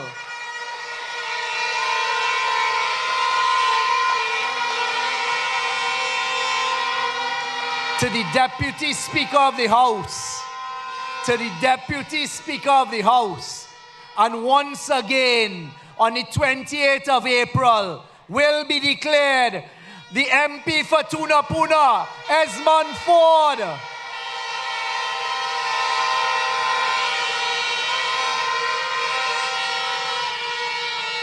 To the Vice President of the Senate, a gentleman who has rose to service, who has put himself up to carry our flag and to take the battle to Sawa Barataria, and we are counting that seat as being brought home.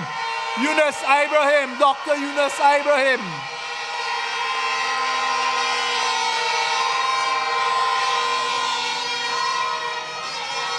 To a young man who I met decades ago when I started a venture for young people in Trinidad and Tobago. And this is why I know that our manifesto and how we address young people and our Arts and Culture Innovative Council will work, because I've done it successfully before in private sector with Synergy TV. To a young man who has come forward and answered the call to service and is entering the Parliament on the 28th of April, and on the 29th of April will be the Member of Parliament for Diego Martin West, Hans Devines.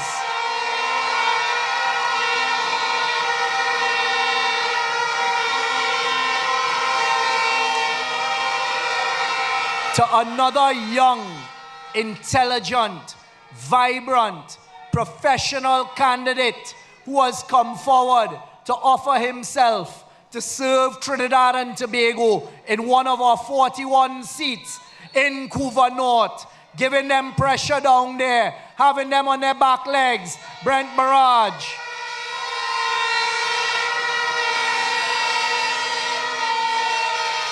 Thank you.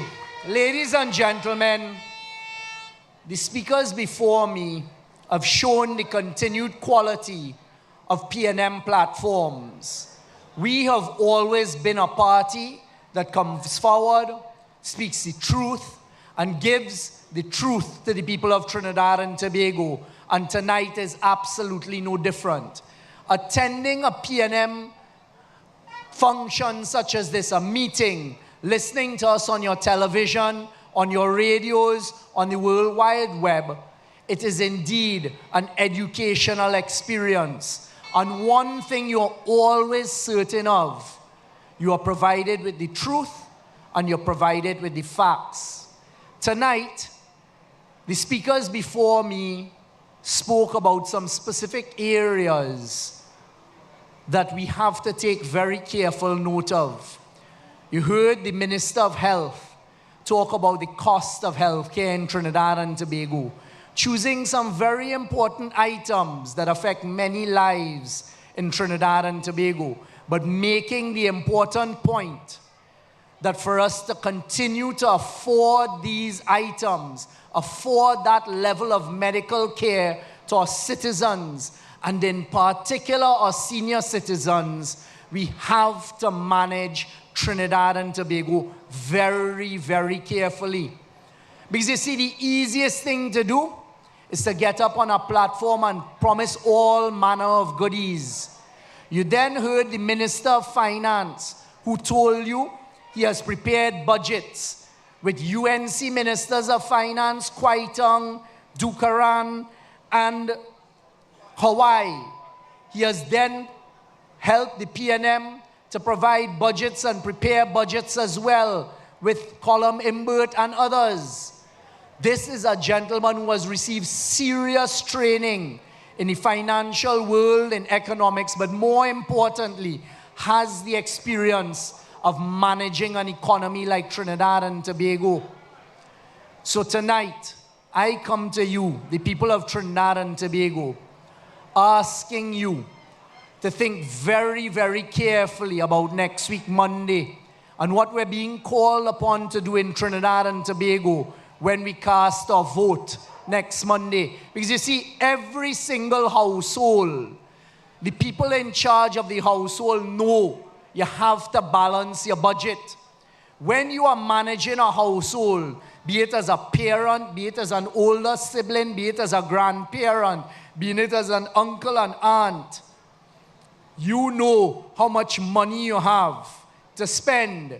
And you know the children, you know your grandchildren, you know sometimes your family members, the neighbors and all. They may be making requests for certain things that they want. But if you are going to manage your household properly, you have to make sure if you have $1,000, you don't go and spend $2,000. Because very, very quickly, you'll find yourself in trouble. Brothers and sisters, citizens of Trinidad and Tobago, managing an economy of a country, managing a country is no different. In fact, in today's world, it has become even more difficult. Night after night, we caution you, we advise you, look on at what is going on, not only in Trinidad and Tobago, but globally, because everything happening globally now affects us. A war in Russia and Ukraine, with Russia's invasion of Ukraine, the price of wheat went up. For a while, there was a fear of shortage. It affected whether you could get wheat, which affects bread, which affects flour, which affects animal feed. And that affects each and every one of us. You've seen the same thing with global tariffs, the imposition of tariffs. But what you have to decide, Trinidad and Tobago, is all about leadership. You have to decide, because you've had enough time.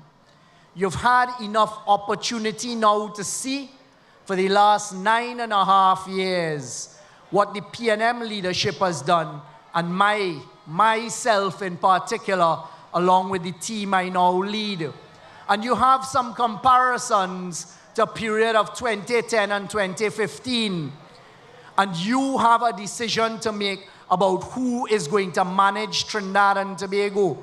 You have to decide that when that call comes from a world leader, be it at 2 o'clock in the morning, be it at 12 midnight, be it at 5 o'clock in the morning, or be it at midday, who is capable of taking that call, making the sober decisions, advocating on behalf of Trinidad and Tobago, fighting for Trinidad and Tobago, protecting Trinidad and Tobago, and making the best decision for Trinidad and Tobago.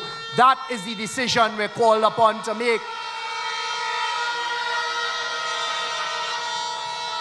Do not fall into the old talk of young have no experience, because it's quite the opposite.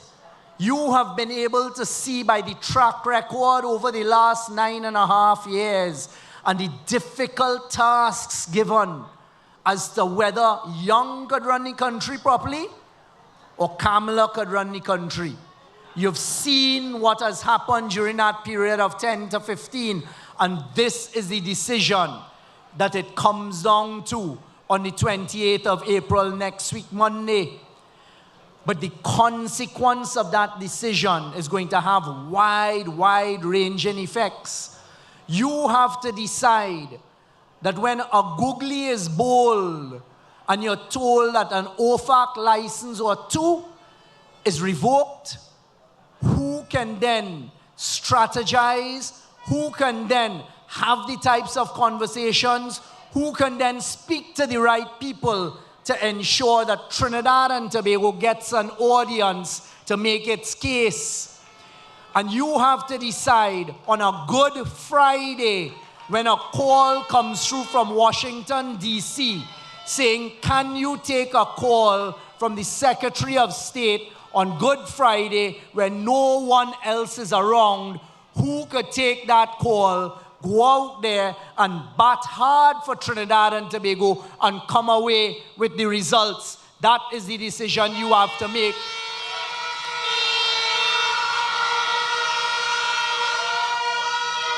You see, when you get through all the old talk and all that the UNC are trying to do with social media and their dishonest ads on television and all of the dishonest rah-rah, we in Trinidad and Tobago have to decide who has a track record. Who is it that handled a portfolio like national security in very, very difficult times, including COVID, including the national management of flooding, national management of an emergency response after an earthquake, making sure that when a hurricane hit the Bahamas, was able to take 100 troops up to the Bahamas in the morning, make sure they're looked after there, return in the evening and get back down to work. When there was a crisis with a volcano in St. Vincent and the Grenadines, work along with the Minister of Trade, the Minister of Foreign and CARICOM Affairs, and successfully get our national security apparatus and private sector to load up the Galleon's Passage, go down on the docks with the troops at 3 o'clock, 4 o'clock in the morning, to give them that morale boost, to see them off successfully.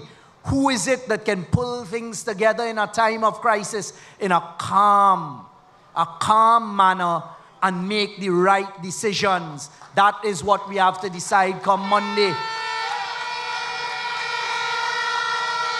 And then, whilst balancing that portfolio during COVID, managing the energy sector to make sure that it stayed up and running so that the revenues could keep coming in, negotiating in the background to secure a future for Trinidad and Tobago, along with the late Honorable Franklin Kahn, who was then the Minister of Energy.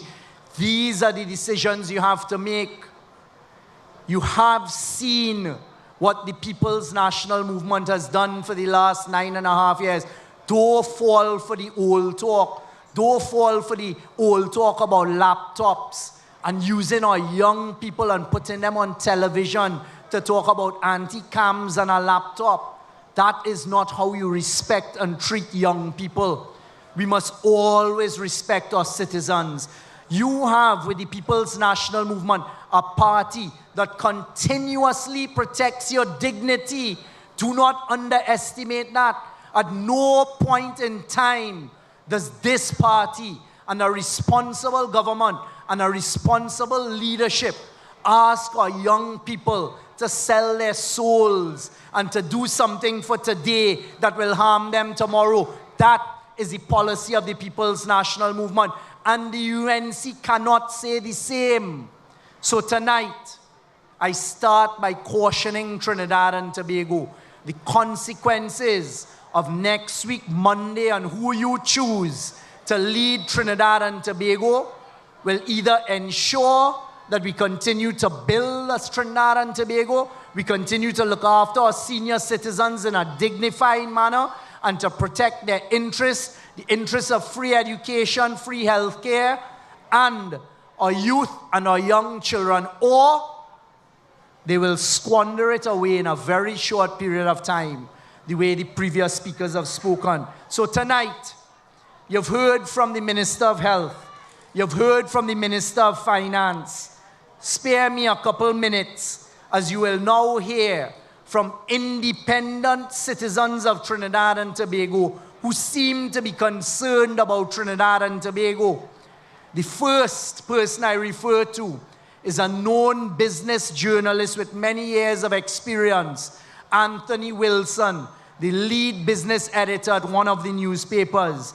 On the 3rd of April, 2025, Anthony Wilson wrote, "Can TNT afford Kamala's promises?"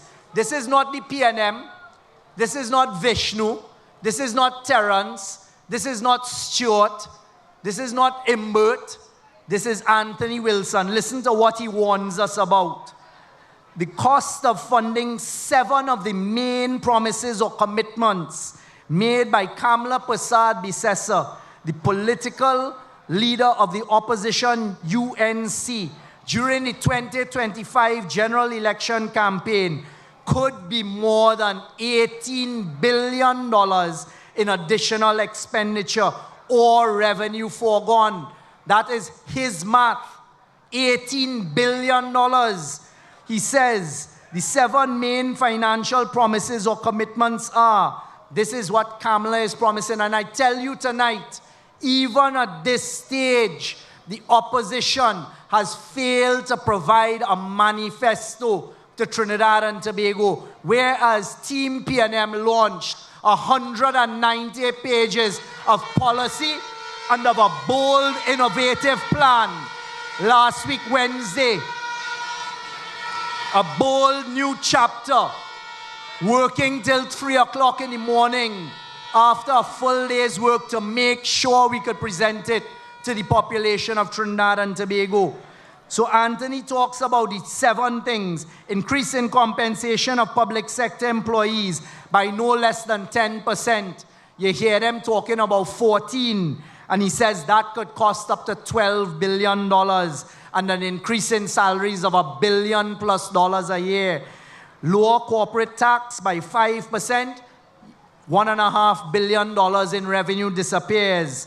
Remove value-added tax on 7,000 basic food items, $1.5 billion disappears. Eliminate property tax, $150 million disappear. Remove the 7% online tax, you lose $62 million a year. Increase the fuel subsidy, they're going to find an additional $2 billion a year.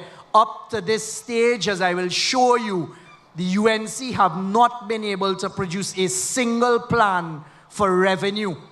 You cannot come home to your family and say, hey, we're making $5,000, next month we go spend $10,000 and not know where that additional 5 is coming from.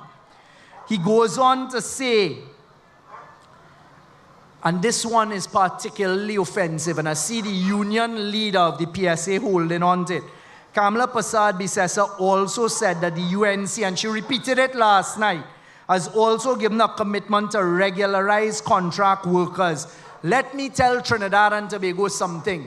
The explosion of contract workers in the public service, the explosion across all of the public service and state enterprises of contract workers took place under Kamla Prasad Bisesa and the UNC in 2010 to 2015, when they refused to engage the Public Service Commission to provide the jobs and to make sure people were employed.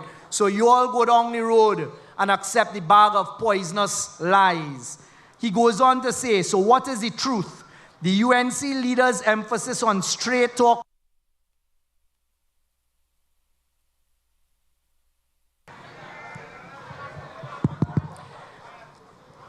That's what you call hacking.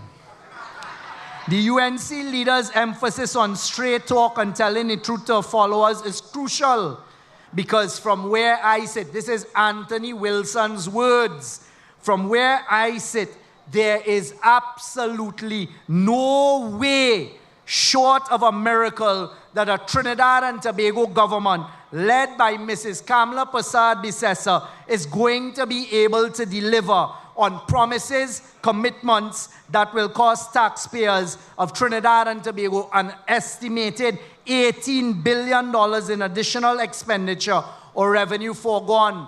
He is cautioning Trinidad and Tobago, there is no way that that government, any government, could afford an additional $18 billion. And I move on. Today, a gentleman who is certainly no friend of the PNM, has spent a lot of time criticizing the PNM. An economist called Dr.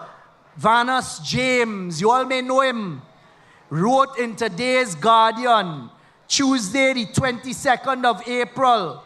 Look at the headline. Economists concerned about unrealistic campaign promises. This is not me cautioning. This is not the Minister of Finance, the Minister of Health, or any PNM speaker. This is an independent economist who has held us to task for 9.5 years. Listen to what Dr. Vanus James says. Economist Dr. Vanus James says, the promises being made on election campaign trail are superficial, disconnected from the economic reality facing Trinidad and Tobago. He is worried that citizens will buy into those promises despite candidates' failure to identify where the money will come from. Not only does a PNM manifesto identify where the revenue will come from, with diversification and how we're going to expand it, I will show you how in the last few years we have expanded revenue by billions of dollars compared to what happened before. He goes on to say, this is quoted now, the kinds of promises being made are not connected to the specific policies that would drive the economy forward. They're mostly superficial, he said. He goes on to say, quote, and under the constitutional arrangements we run in the country, the opposition has no credible basis on which to push up the wages of any set of workers in the country, whether they work for the government or not. Those are his words to Trinidad and Tobago. He goes on to say, turning to the opposition's promises, including a proposed increase in the minimum wage from 20 to 25 and a 10% salary increase for unions, James said they could only be viable if they're backed by productivity. James said even if our government wanted to implement those increases, they would need to borrow. And he warned that would be dangerous, quote, it would have to simultaneously promise large-scale borrowing to finance those kinds of things. That will be foolhardy, wouldn't it be? You're borrowing to pay for rising consumption. Essentially, that doesn't make economic sense to the country. The Minister of Finance called it zombie economics. He goes on to caution. So if you're in an economic crisis, if you take the steps of the kind that they are promising, meaning the UNC, you'll end up in both an economic and a social crisis in short order. It won't take very long. Citizens of Trinidad and Tobago, it is my duty as the Prime Minister to protect Trinidad and Tobago, a duty that I take very, very seriously. And I give you my commitment. Not only will I protect Trinidad and Tobago, not only will I fight for Trinidad and Tobago, but I will always tell the truth to Trinidad and Tobago. We will always face reality as a country because we must always know the truth and the medicine that we have to take, what we can do and what we can't do. And we can do this. We can do this. Let me get now to where they are at, because to date, they have not presented a single viable plan as to how they intend to raise revenue to foot $18 billion additional. Not a plan, but you look at the globe. Oil prices are down, where we had hoped for $77.80. Oil prices now are between $65 and 66 cents a barrel. What that means is we are not earning as much as we had hoped to. Fortunately, the work we did with gas and the prices we fought for gas, we still have a good gas price. Whereas it's at $3, your PNM government, under my stewardship, leadership, and negotiation, manages to get 40 to 50% more than that market price of gas for our children. That is the record of the last 9.5 years. Our energy sector is where we raise most of our revenue from. It is where we get most of our forex from. 80% of our exports, what we sell outside of Trinidad and Tobago, is from the energy sector.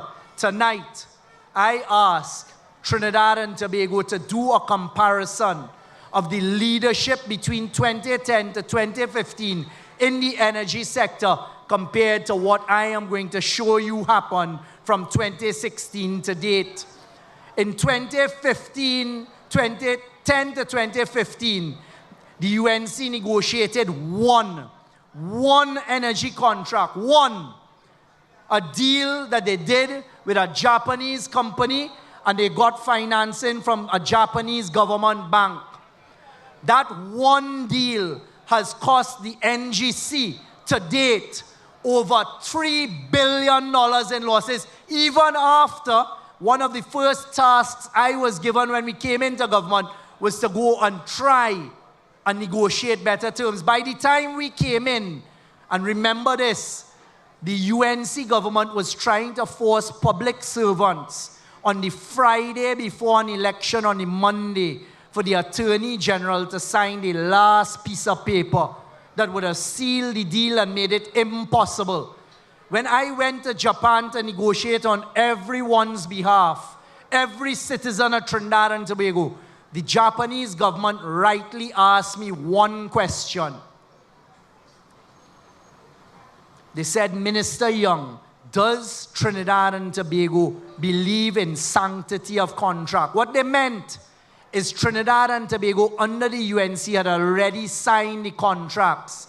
So why was I coming now to ask them to reopen negotiations of certain things? Fortunately, a PNM party chose me as someone that could represent the party in 2015. Fortunately, the country voted a PNM government in 2015.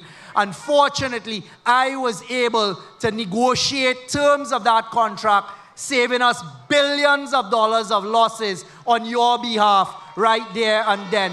And I thank you tonight for that opportunity to start the fight for Trinidad and Tobago at that level. That was the one energy contract that they negotiated. The Minister of Finance told you about the $16 billion in cash they stole from NGC. $16 billion. If we had that $16 billion when we came in, we would have been able to pay for Dragon ourselves. We would have been able to pay for expansion and exploration ourselves. Up to this day, the UNC cannot explain where that $16 billion went. Now, they always hear the UNC former Minister of Energy talk about incentives. They still talk about incentives for the energy sector. Tonight, Trinidad and Tobago, I caution you and advise you, the same incentives that the UNC implemented in 2010 to 15 caused Trinidad and Tobago to be in a position when we came into office. You've heard the former Prime Minister say it several times.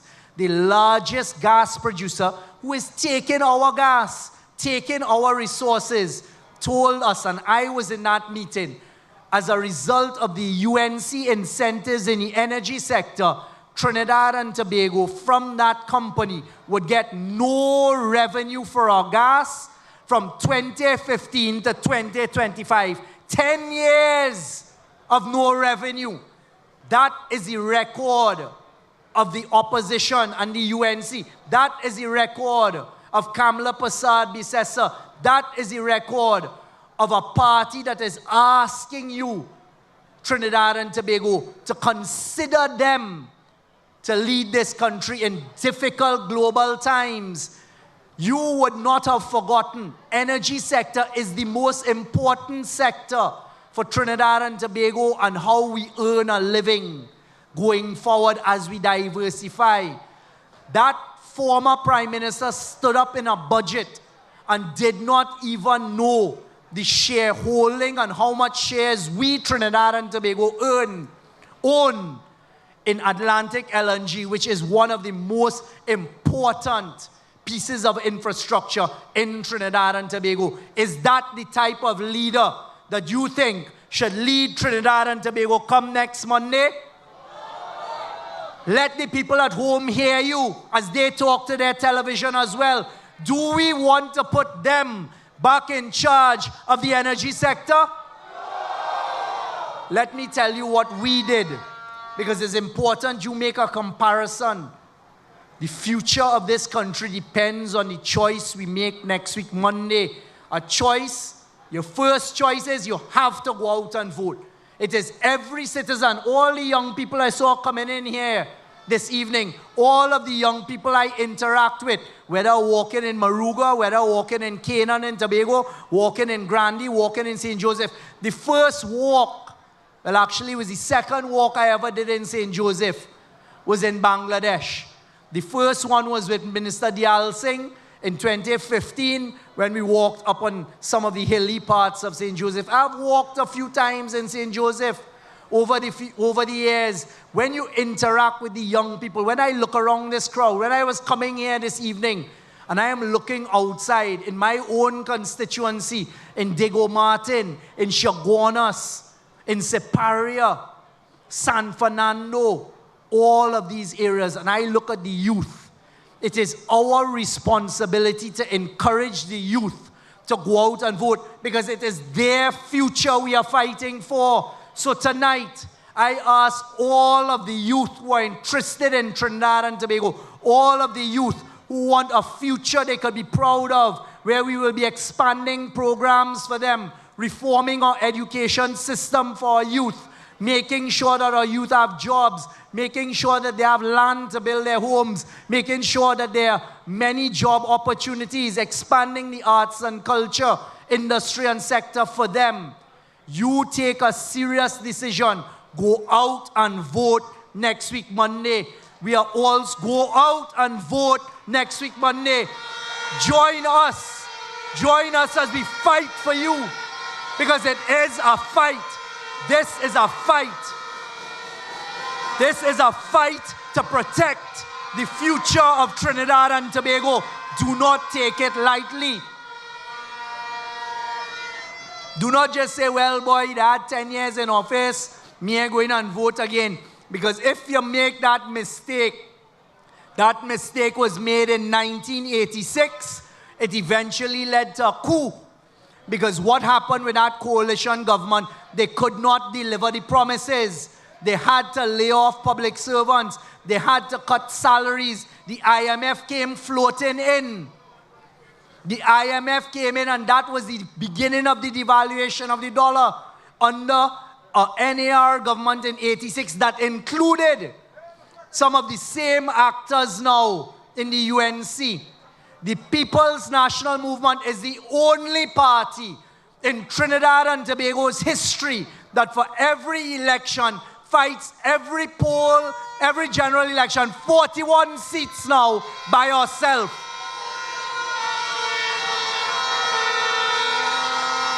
Because the importance of stability with a government in power should not be underestimated. When you see people start a fight, well, I want to be AG, I want to be Minister of Finance, I want this ministry, I want that vehicle. That is what collapsed the governments in 1986 and in 2010, which was even more of a disaster. Look at the characters. I am so sad to see my comrade Ansel Roger, who I used to march with and fight with, see where he has ended up today.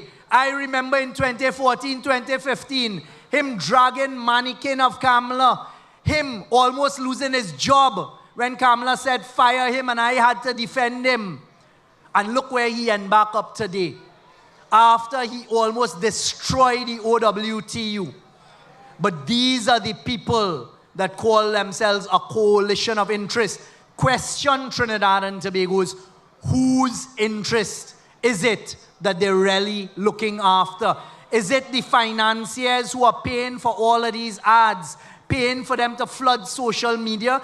Is it financiers who want a Section 34 2.0? Is it the same people who are desperate to stay out of jail? The same people who are wanted in courtrooms in the United States? The same people who now can't even step outside of Trinidad and Tobago? Are they the ones paying for the campaign? Is it that we are witnessing the largest jailbreak attempt ever in Trinidad and Tobago going on with the UNC? That is the coalition of interest.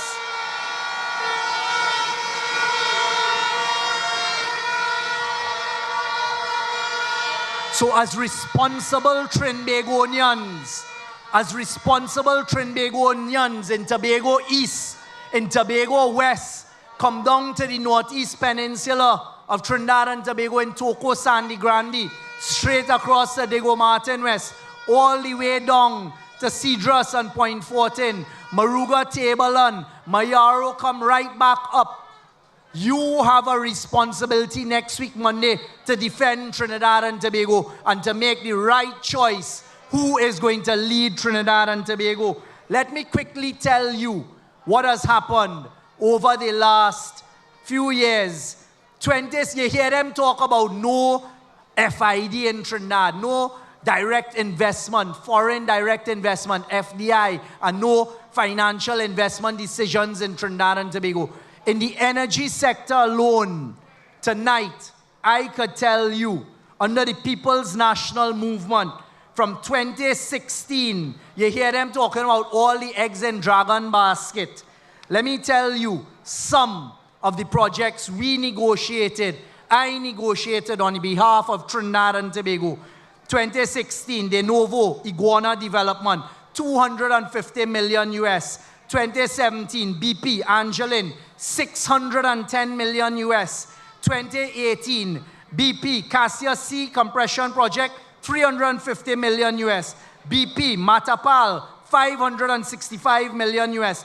2019, BHP, when the former Prime Minister went, I was with him to Australia to ask BHP to do Ruby, Delaware, 500 million US. 2020, Shell Barracuda, 439 million US. Shell Colibri, 649 million US. De Novo, Zandali, 52 million US.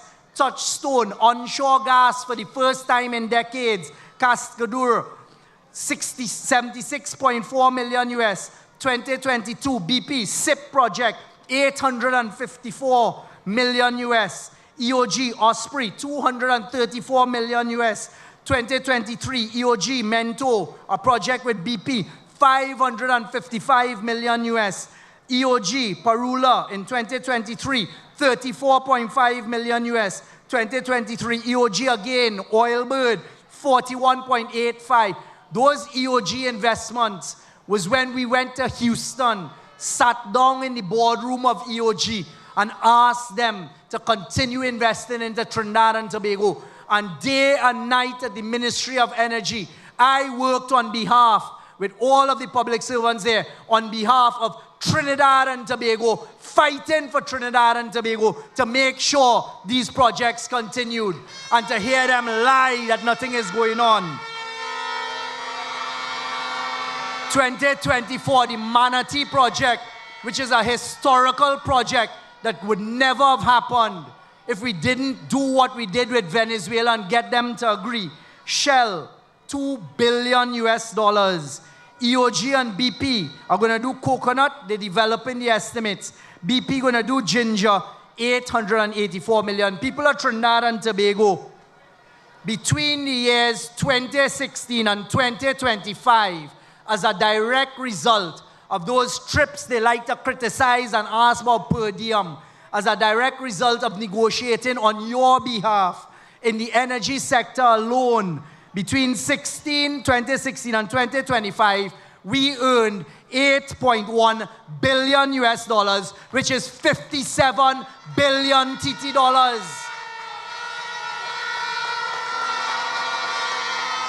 $57 billion on your behalf. That is how you earn revenue. You never heard us stand up and say, well, I have a plan, we go find the money. No, it's hard work.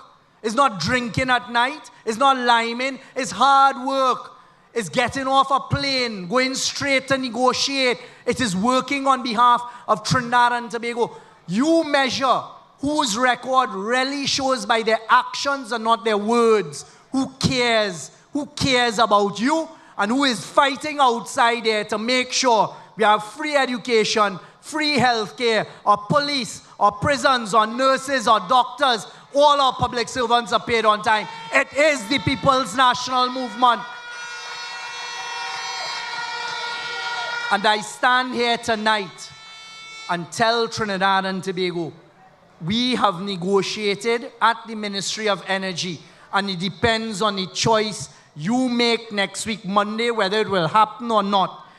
I have here planned, and the negotiations we are in the process of getting completed from 2025 to 2028, and it does not include Dragon, $9 billion in investment in Trinidad and Tobago, which is 70 billion TT dollars. So you decide, Trinidad and Tobago, who is going to bring that home to ensure we have 132 billion Trinidad and Tobago dollars invested from 2016 to when we close off in 2028.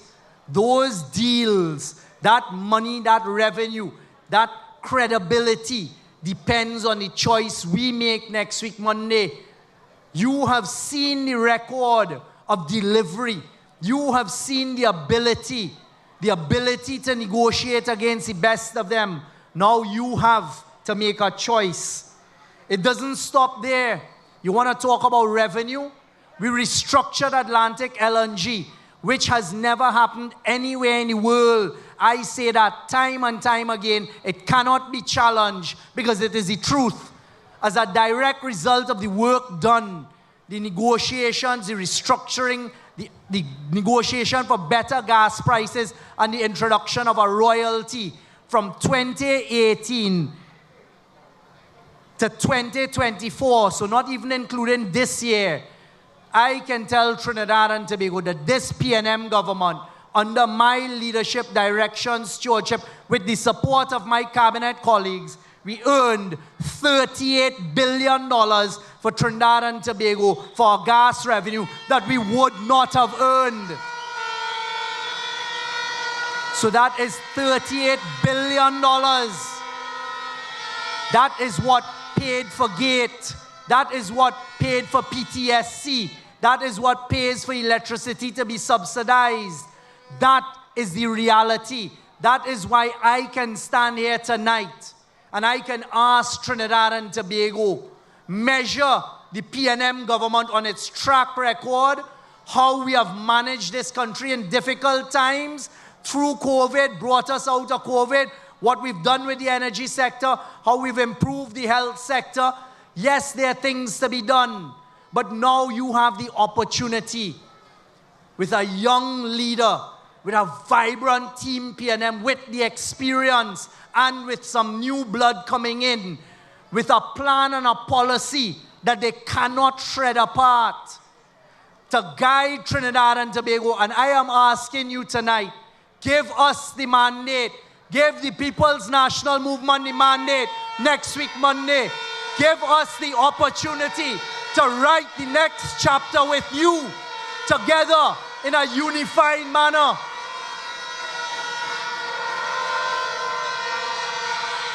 I stand here tonight as a proud Trinbagonian, born right here in Trinidad and Tobago, loving Trinidad and, yes, on Henry Street in Port of Spain, loving my country, prepared to fight for my country the way I've done once you give me the mandate, prepared to lead a team that the interest is not a coalition of interests, you know. The PNM's interest is a simple one, to do what is right for Trinidad and Tobago. That is our sole interest. Give us the mandate.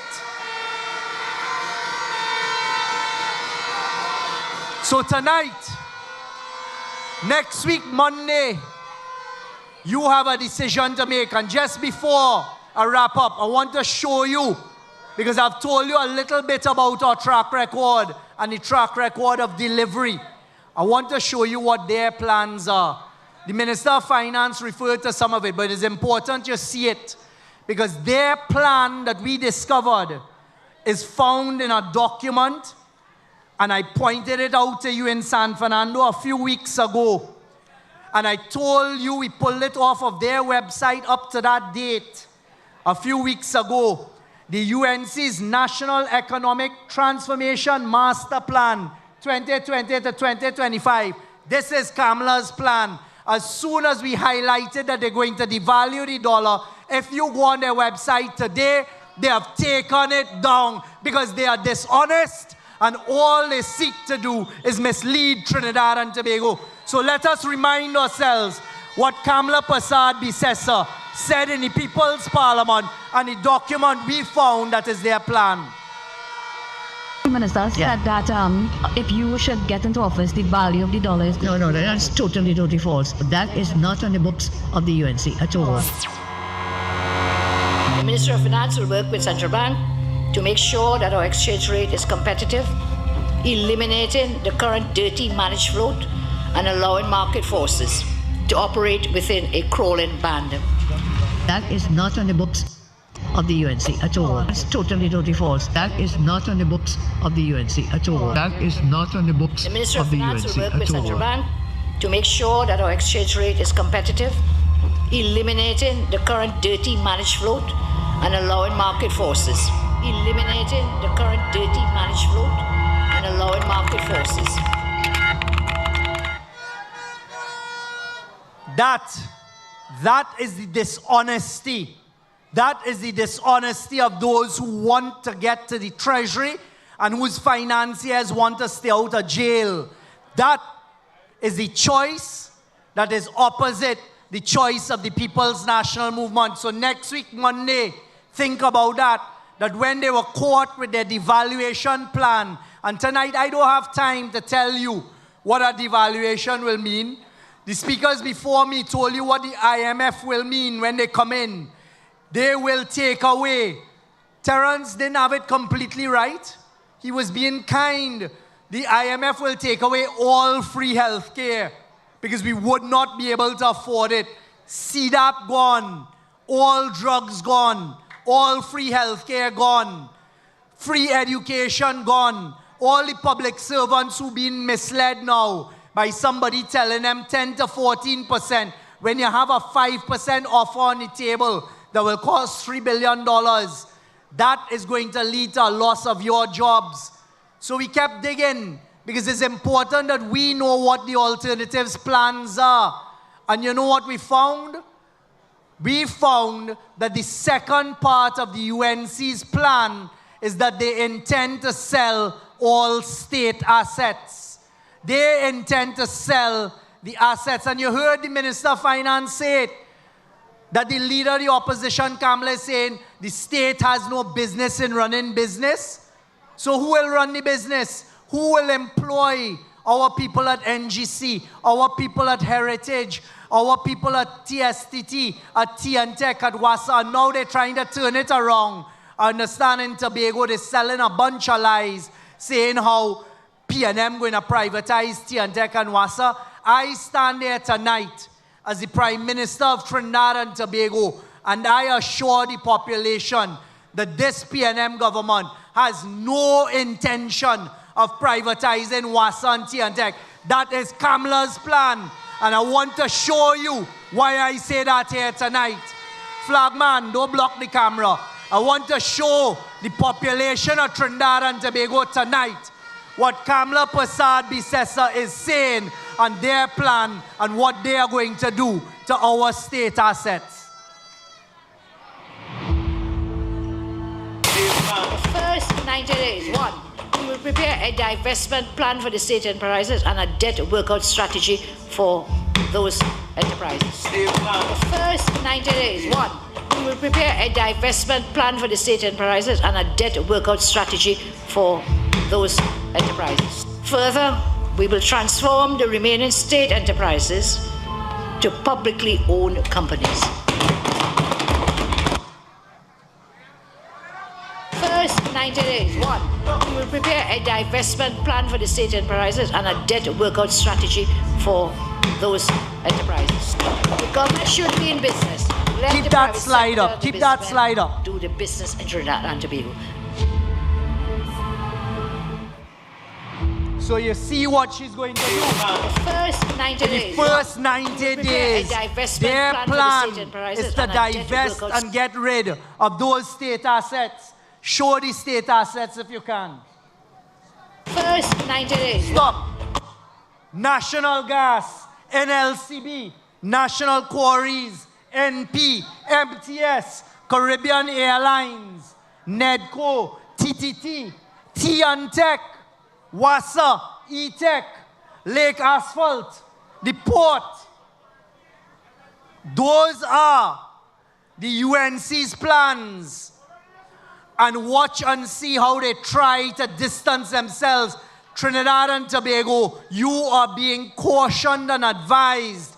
Next week, Monday, if you take God out of your thoughts and you decide not to go and vote, and you decide not to vote for red, ready, and responsible PNM government, that, in addition to a devaluation of 15-1, in addition to the IMF reaching here within a year, will be what we will have to deal with.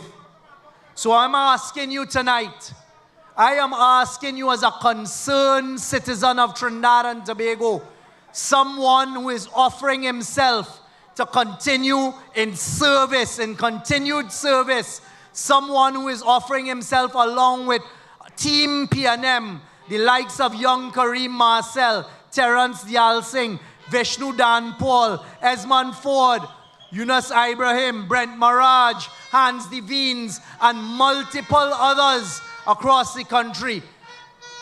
Give us the opportunity to write a new chapter together with you in a unified manner. You have a government that is not looking to divide people. You have a government that is welcoming all who want to contribute to Trinidad and Tobago, all who want to build Trinidad and Tobago. We welcome all. We don't divide. We don't say this race in that corner, that race in that corner, that religion don't go to the back of the hall. That is what the People's National Movement stands for. So tonight, as I conclude, ask yourselves next Monday, between now and Monday, who do you trust to deliver? Who do you trust to negotiate on behalf of Trinidad and Tobago? Who do you trust to function 24 hours of the day, 7 days a week, to negotiate, to fight, and to make decisions on behalf of Trinidad and Tobago? Who do you think can function during the day in the office and go out and walk afterwards to meet the people of Trinidad and Tobago on their doorstep? Who is going to fight for our future? Who is going to stand in the way of the globe and fight for what is right for Trinidad and Tobago? Who is going to make the difficult decisions to protect our future for our children and our grandchildren? Trinidad and Tobago, next Monday, as you go to the polls, you make that decision and you decide who is going to do it on your behalf and on behalf of our children. And tonight, I stand there along with Team PNM, and we ask you for the mandate to protect Trinidad and Tobago. And I stand there prepared to fight for Trinidad and Tobago, and to do what is right for Trinidad and Tobago. And tonight, I ask you to vote for the People's National Movement next Monday, the 28th of April. Make sure that we deliver this country into safe and stable hands. Next Monday, join me at Balizé House on Monday night, the 28th of April, as we say, great is the PNM, great is the PNM, great is the PNM, and we shall prevail. Hey, hey, hey, hey, hey, hey, hey. PNM people, come. Put your hands in the air now, come on. Put your hands in the air. PNM. There you have it, ladies and gentlemen. Trinidad and Tobago has an extraordinary leader and prime minister.